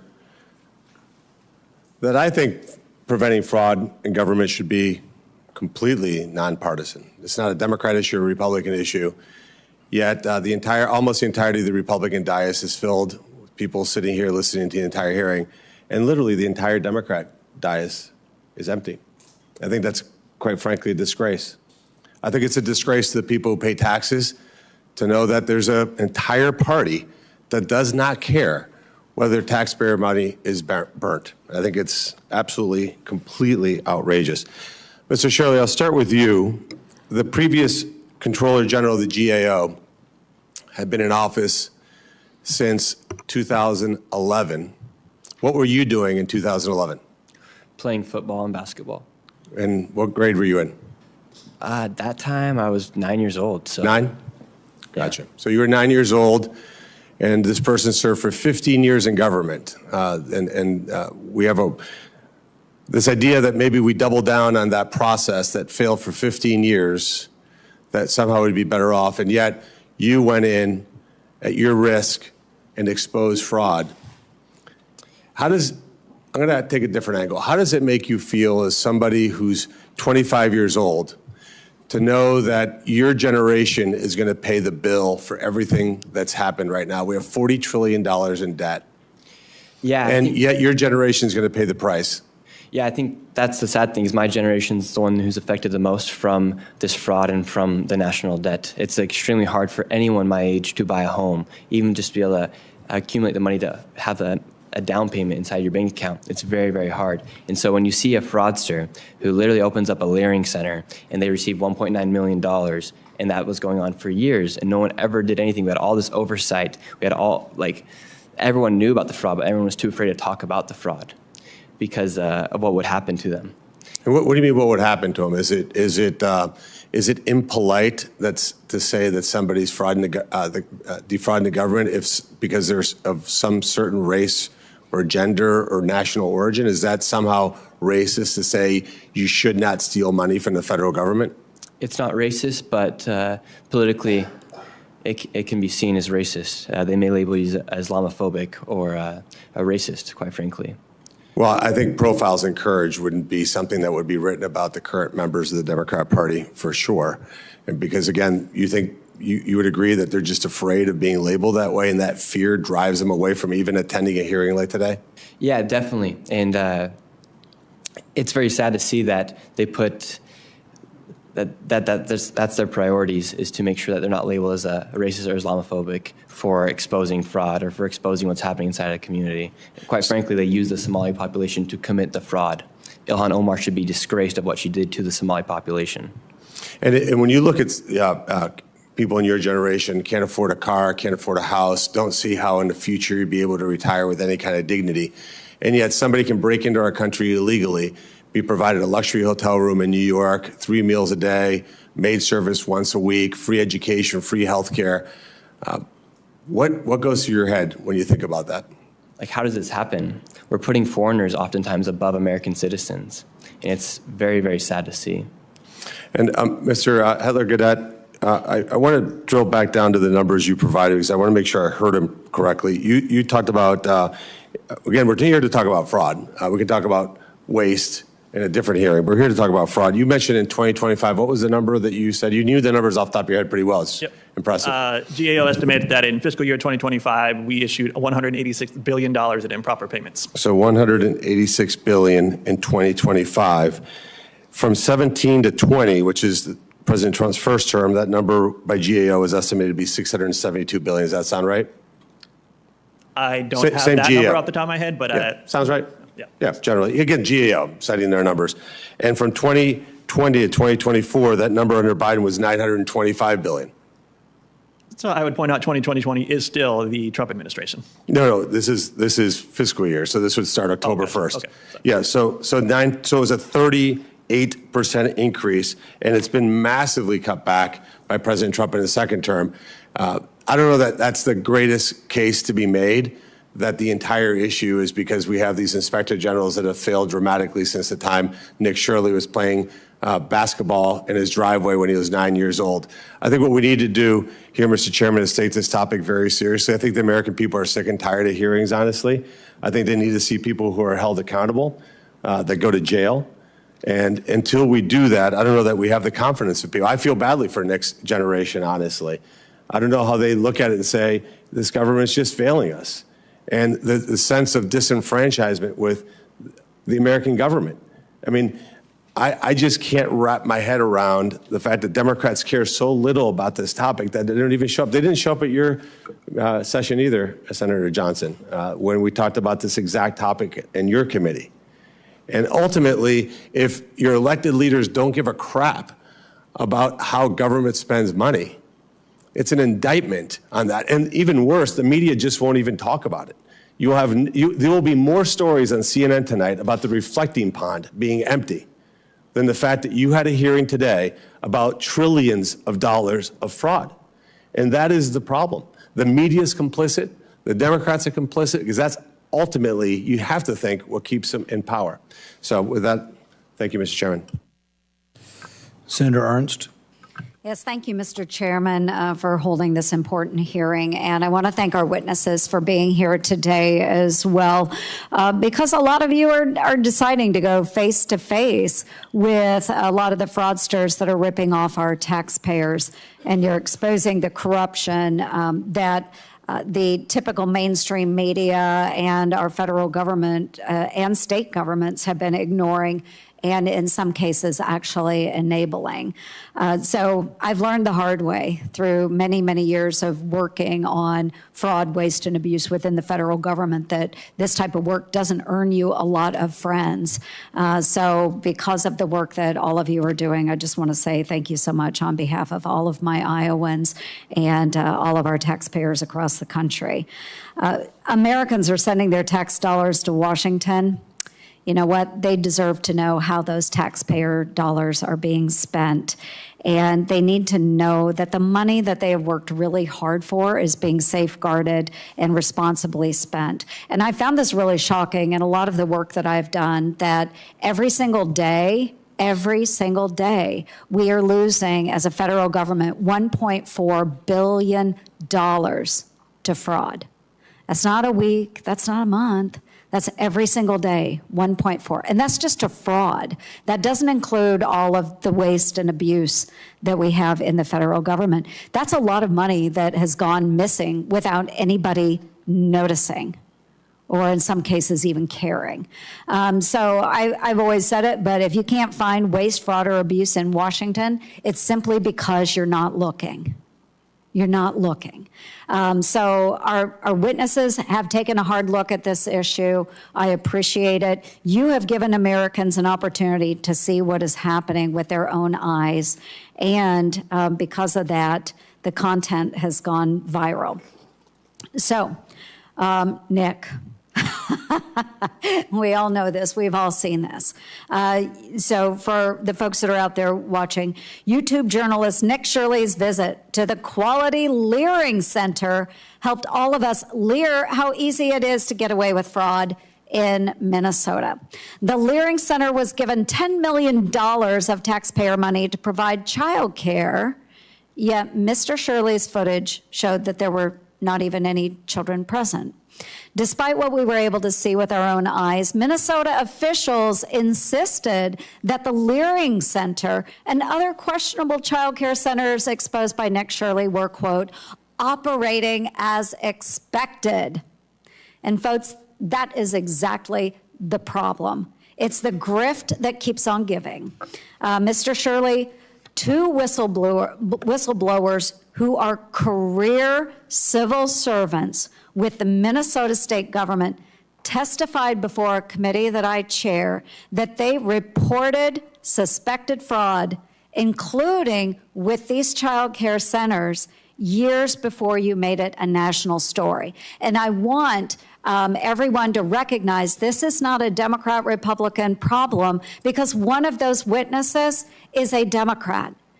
She is a lifelong Democrat, and she was a whistleblower because why?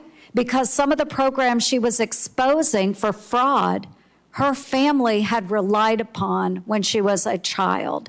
And she recognized that the dollars that were committed to some of these programs with good intent were not going to the families that truly needed those taxpayer dollars. So those two whistleblowers, guess what happened? They were retaliated against because they brought the issue to light. And likewise, you are called a, quote, delusional conspiracy theorist, end quote, by Minnesota Governor Walz and accused of, quote, grandstanding by the state's attorney general. And similarly, when you expose Medicare hospice fraud in California, Governor Newsom's office responded by tweeting, quote, Shirley is the fraud. So, Mr. Shirley, why do you think politicians are trying to stop people like you who are exposing corruption rather than those who are actually committing the fraud? Well, first off, it's very sad that two governors of the United States would even post that about somebody who's exposing fraud. Mm-hmm. All I've done is try to help America, and I've done it. They quite frankly aren't. That's why they're so angry about it, because they actually rely upon the fraud in order to continue to push their agendas inside their states. Right. That's why they get so mad when the fraud gets exposed, because that money oftentimes goes back into the hands of not necessarily the politicians, but what fuels those politicians to be able to do what they want to do inside their state. Right, and it's a sad state of affairs. But what we see every day, Washington is losing up to $521 billion to fraud every year. The offices of Inspector General have a combined yearly budget of nearly $4 billion. Similarly, GAO has an annual budget of more than $800 million. And I share that because they have hundreds of investigators and auditors at their disposal.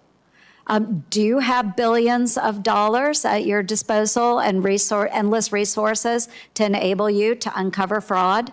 No, not at all. In fact, I have to spend tens of thousands of dollars just to stay safe now because of posts just like that from governors of the United States of America. Exactly. And so with very little resources, you have been able to uncover fraud. And yet our federal government doesn't seem to be able to track it down.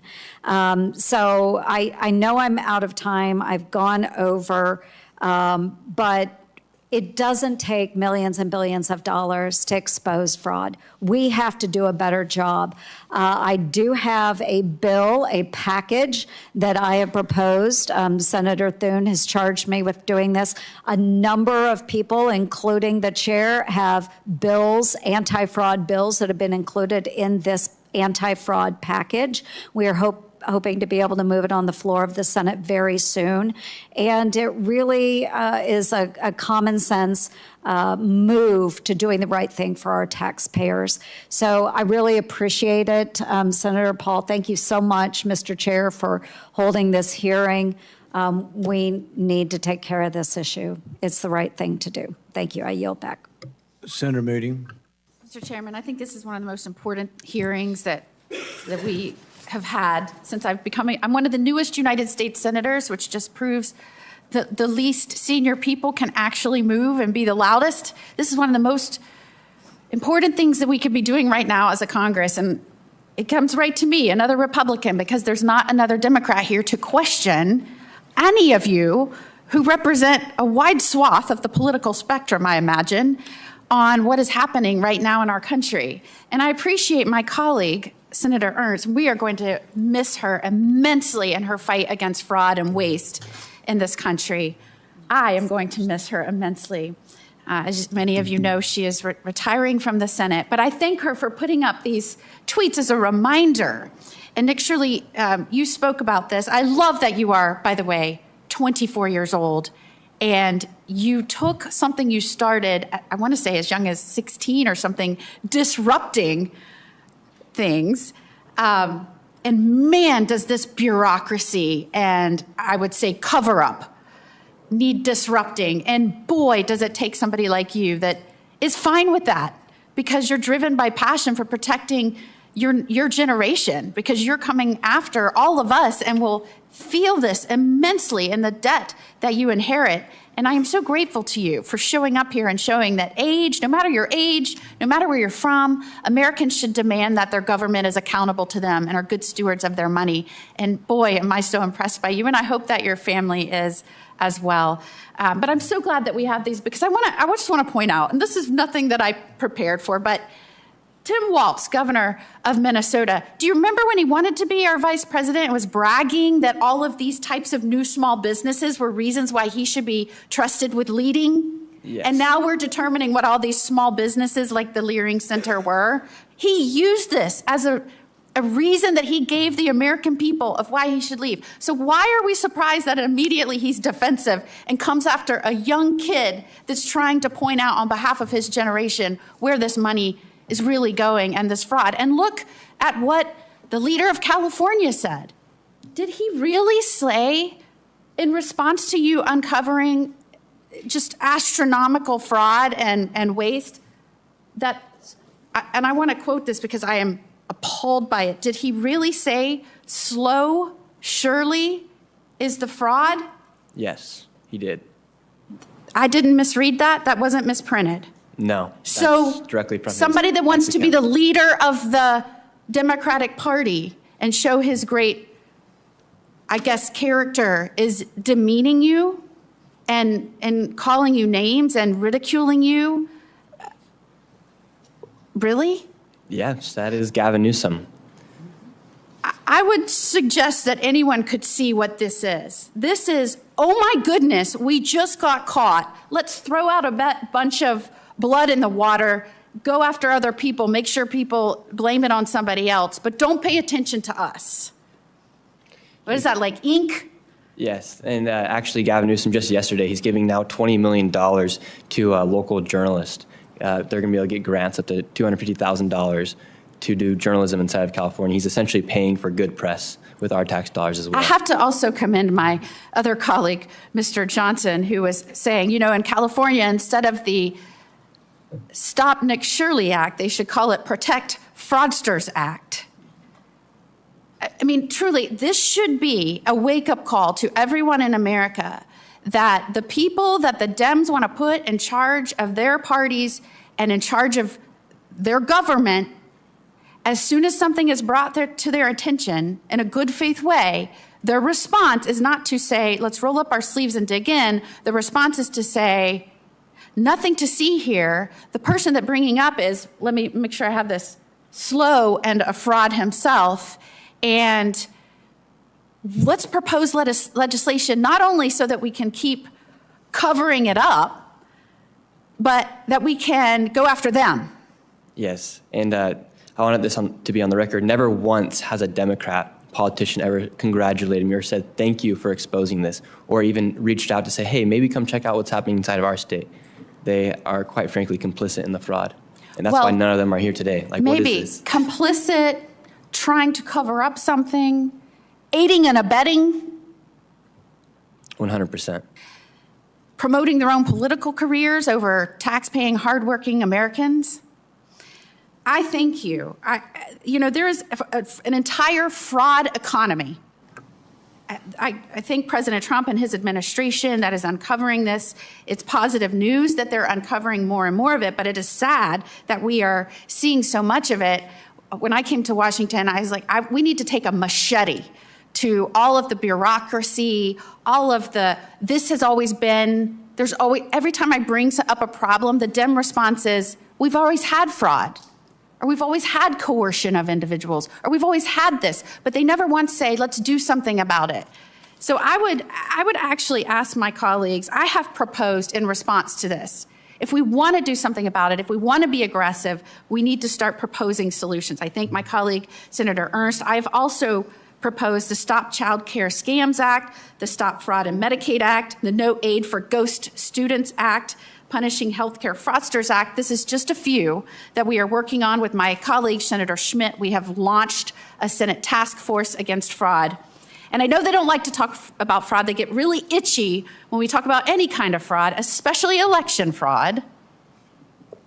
especially election fraud, and instead of saying, okay, let's explore what people are saying or trying to discredit them or picking someone that knows nothing about it when they come into hearing and saying, did President Trump win the election?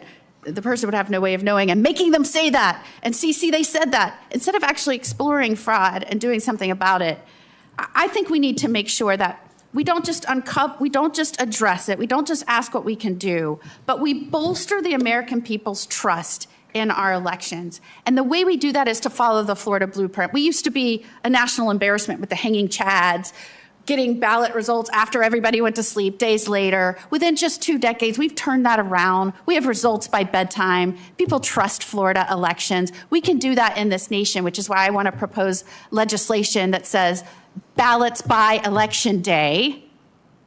Ballots by election day.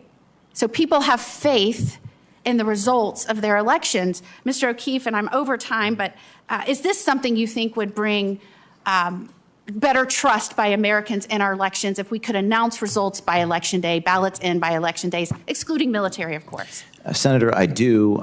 Citizenship verification answers whether a person is eligible, but it does not answer whether the applicant is that person. And that's what we saw in California. So federal reform should require identity to be verified before a registration gets active. I think Congress should look at that as well. Thank you. And thank you for being here today, all of you. We very much appreciate it. Senator Hawley. Thank you very much, Mr. Chairman. Thanks to the witnesses for being here.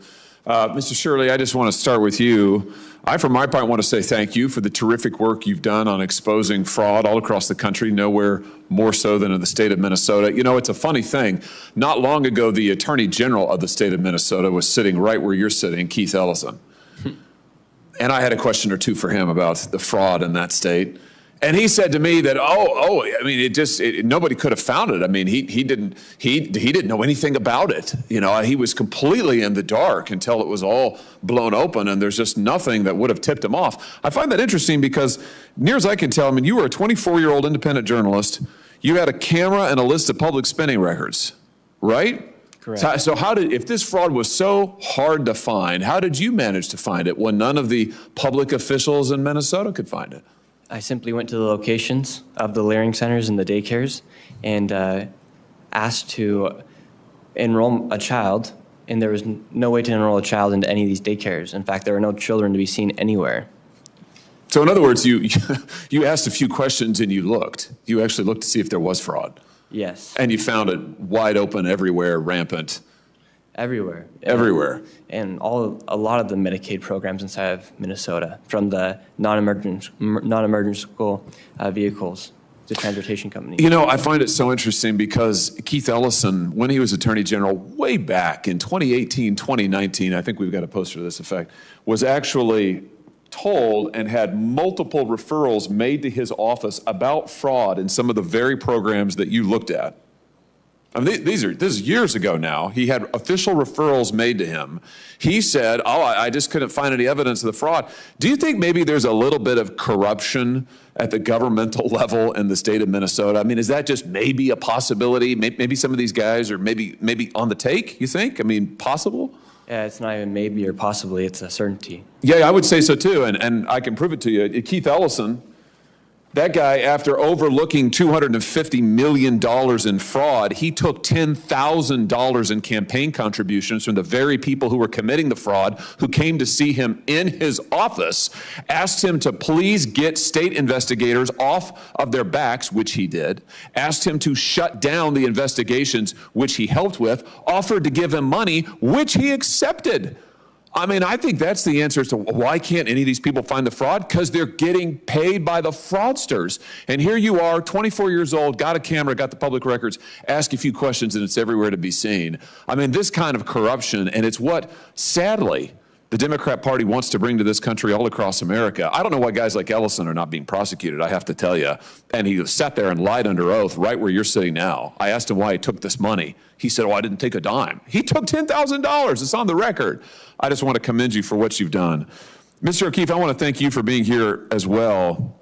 I want to thank you particularly for your investigation, so many of them, but particularly those into anti-Christian bias. I want to ask you just about Trevor Williams of the Washington Nationals, you found that Trevor Williams was shut down, he was muffled, he was gagged by his own team because he had the audacity to say that he didn't think that this poster, I think we got a picture of this, that this outrageous desecration of the Last Supper by this group that calls itself the Sisters of Perpetual Indulgence, which is an anti-Christian group that actively mocks Catholics and other Christians. You know, he said he didn't like this, and for that reason, if I remember correctly, the Washington Nationals tried to shut him down. Tell us just about what your investigation found.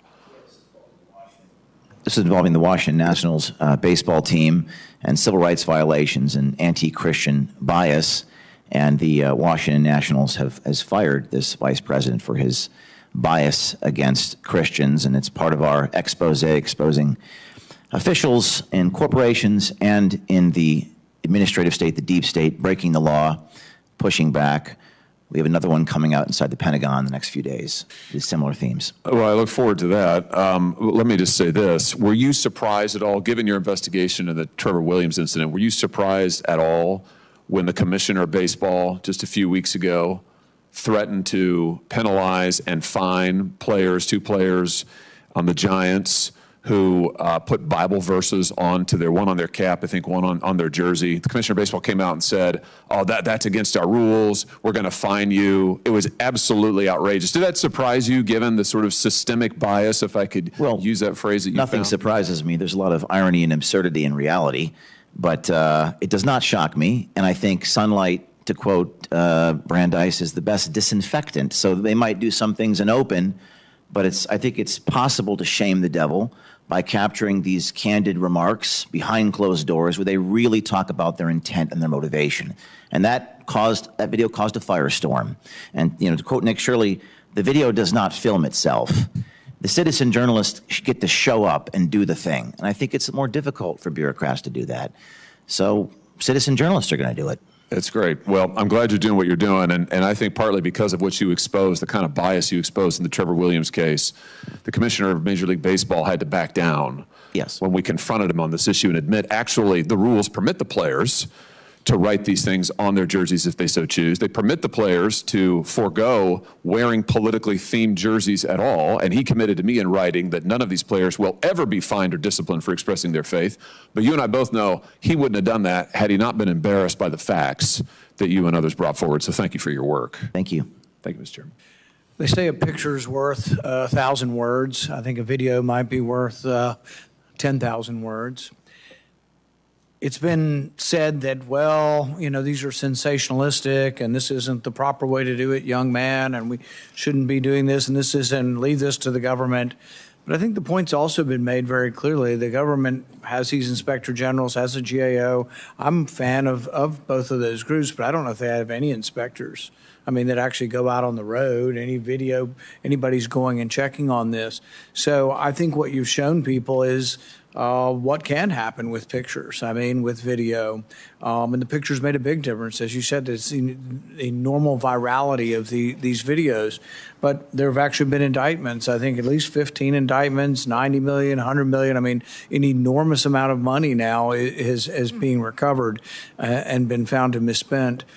I think that when we look at things, sometimes, though, we get lost in just the bad people. And there are bad people, and there always will be bad people. That's why we have to police things. And companies do it instantaneously. You know, Visa, they're instantaneously catching fraud. Your bank's catching fraud. Everybody is. And so we scratch our head and ask, why isn't government? You know, why didn't government have someone like Nick Shirley that worked for them? Why weren't we doing this? And there's a systemic problem, and the systemic problem is worth looking at because systemic problems can fix thousands of downstream problems. The systemic problem is basically this. You sign up for welfare at the state level. The payment comes from the federal level. The states look at federal payment as free because we have a printing press up here. We just add it to the national debt, the $40 trillion debt, the numbers that are spiraling out of control. But food stamps, Medicaid, you sign up at the state level. So if you tell a state that we're going to pay for 90% or 100% of Medicaid if you expand it, is there any incentive for them to check people's credentials to make sure they're eligible for Medicaid or for food stamps? Is there any incentive to go like you did to the autism center? No, because they're not paying for it. So the states have no incentive. So one of the things Senator Johnson and I and several others wanted to get added to a bill last year was trying to change some of these percentages. So ever since Obamacare, Obamacare enticed all the states to expand Medicaid. And a lot of these programs come under the auspices of Medicaid. The government paid 100% of it for like 3 years. And now, 15 years later, the government's still paying 90%. The rest of Medicaid's closer to 50-50 or 45-55. So the states have some skin in the game. If they allow too much fraud to occur, they're paying for part of the fraud. But if 90% of it's paid for the federal government, you're not paying fraud. We had a proposal that would have changed the formula back to this split formula where states pay about half and the federal government pays half. And I think it was an $800 billion savings over about 10 years. And so we have to do the fraud. We have to police the fraud. We should be learning from what you guys are doing with investigative reporting. We should hire investigators. If we like inspector generals, why don't they have a team of investigators that are going out and doing what you're doing? So we should do that. But we also have to, as a legislature, look at these ratios and at these split performances. And you have to connect them. The people paying have to be doing the oversight. Some of it's happening, but only because you brought it to light. Without these videos that some are calling sensationalistic, there'd be none of this. It just went on year after year, decade after decade. And I think this is the tip of the iceberg, and I commend you for what you've both done with exposing this. As far as the subpoena power, I'm happy to work with Senator Johnson on this, and I think we can look into particularly the harvesting. You know, in Wisconsin, when they had the difficulty or the mass mail-in ballots in 2020, when probably, over half of your ballots were cast by mail, there was said to be 100,000 that weren't even signed, you know, that there was no witness signature. But we should be looking into the harvesting. If there is evidence that with harvesting, people are harvesting ballots in an illegal or illegitimate way, that should be looked into. And so I'm happy to look at these companies, and we are happy to work with both of you on any information you have to bring to us. And I, for one, commend you for your work on this and what you brought to our attention. I think Senator Johnson had another question or two. I do, and quite honestly, along the same lines that Mr. Hitler got it. Aren't you as disappointed as I am? I've been doing this for now 16 years. We've had POGO come in. I've been supportive of IGs. I've been supportive of the GAO. Just hasn't worked. I know in your testimony you say that IGs have saved $71 billion. I mean, that's probably self-reported, self-serving type of report. We still have $250 billion to $1 trillion of fraud occurring. It's just not working. And Senator Paul is putting his finger on the problem here. When it's free money, you don't care about it. I mean, in his opening statement, he talked about what private sector companies do to prevent fraud on the front end. That's what we have to do. So again, I would really encourage POGO to, rather than let's fund more IGs, let's put more money into GAO. I mean, again, I'm supportive of it if it would work, but it doesn't. And recognize that. So we're either going to have to completely reform how those bodies operate, but we've got to look at the root cause of these things. We have to align the incentives. I mean, the 9-to-1 match is just, it's legalized fraud. In Medicaid, in provider fees, provider taxes, that's not health care. I literally had a hospital lobby me when we passed the big, beautiful bill that was going to restrain the percent of provider taxes. Wisconsin was pretty low. I think we're at 1.8. Passed the bill right away to go to 6%. And apparently didn't do it quickly enough, so Dr. Oz wasn't going to give us the waiver to allow us to increase the provider tax up to 6%. So you had a hospital, through an intermediary lobby me to say, try and get Dr. Oz to grant us that waiver, because this is what we'll be able to charge a $12 million provider tax we'll get reimbursed for $18 million, so we'll come out $6 million ahead. And they're not even thinking. I mean, you literally are asking for government to allow you to tax your customers $12 million so you can make additional $6. Again, it's legalized fraud. So until we are willing to address the root cause of the problem, that all this free federal government money is not being administered by the states properly, they don't care. They don't care to check eligibility. They get credit for providing all this health care for all their citizens. They don't care about the eligibility. They don't care that a third of the hospice centers are in Los Angeles County, that when you defund 400 of them, none of them even complain. They just don't care. So I guess that's my question to you. Is Head of POGO, which I think is a great organization, focus on the root cause, focus on the legalized fraud, the way these programs are set up. You want to comment on that? Yes, please, if you wouldn't mind, Senator. Thank you so much. One thing I just want to point out, and this has been brought up a couple other times, but GAO, Inspector General, these oversight entities, they are at their core providers of information. They have no power to change legislation or change policy. When they expose things or when they tell you, here's how you could save X amount of dollars, they can't actualize that savings. They can come to Congress and ask you all to do those things, but then it's up to Congress. Congress is the body that can actually change the law, change policy. So I think it's just like a little bit unfair to say the reason we still have fraud is because GAO and IG and I completely agree. GAO has all these reports, but they don't get implemented. Yeah. And they don't get implemented because if you say you want to actually reduce the legalized fraud in Medicaid, we get accused of slashing it. Do you realize Medicaid is up 10% year over year? We didn't cut Medicaid. We didn't even begin to control it. Didn't even scratch the surface. And that's my point here is we need to understand how pervasive and how rampant this fraud is. We need to address the actual problem, how these laws are written to be taken advantage of, to create fraud, to let the fraudsters get away. We didn't talk about potentially the foreign organization of this, correct? I mean, $700 million in cash flowing out of the Minneapolis airport back to countries in Africa. Have either of you gentlemen kind of investigated the foreign sourcing or an organization of a lot of this fraud? I mean, we're opening it up to foreign governments to fund their own operations. Well, yeah, it's been proven that a lot of the money in suitcases that left Minnesota went back into the hands of people inside Somalia. And for instance, in New York City, where I just did an expose exposing this adult daycare fraud, nobody at these daycares actually knows who the owner is. A lot of them had just been hired within the past month. In Miami, you have the Cuban government running these DME companies that are fleecing and quite literally looting from Medicaid. A lot of foreign governments have infiltrated our Medicaid because it's so simple and so easy to defraud. By the way, we know it's $700 million because government watched it go out. They let it go. They didn't even put the IRS on the case.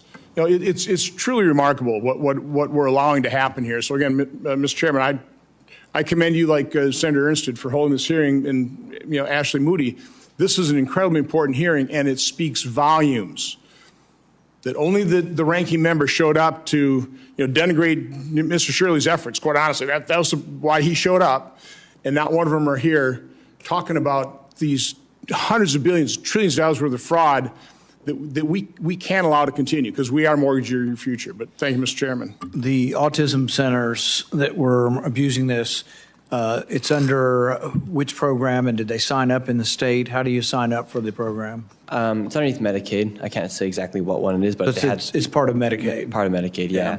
And so it gets back to this overarching, I mean, if we're talking big pools of money, Medicaid's this big pool of money, but it's this split between the federal and the state government. And we do have to look at it. It's the only way we fix this. And the thing is people look at it and they say, oh, you want to take away health care from poor people. There's another way of looking at this is what about preserving health care for the very poor people who do need it and getting rid of, somebody that's able-bodied who's lying about a disability and is on Medicaid is actually taking money away from a deserving person. So I think there's another way of looking at that. But people are very, very fearful of any kind of dollars. They think if you were to cut $1 from Medicaid, that it's being taken away. But if they can be made to see that, yeah, you're taking away from some guy stealing 10, 15, 20 million, or $700 million. So I think this is a good hearing, and I think this may lead us to some other things that we can talk about, both with in the voting fraud atmosphere as well as more. So keep in touch with us and let us know more. Did you have a final comment, Senator Ertz, that you want to make?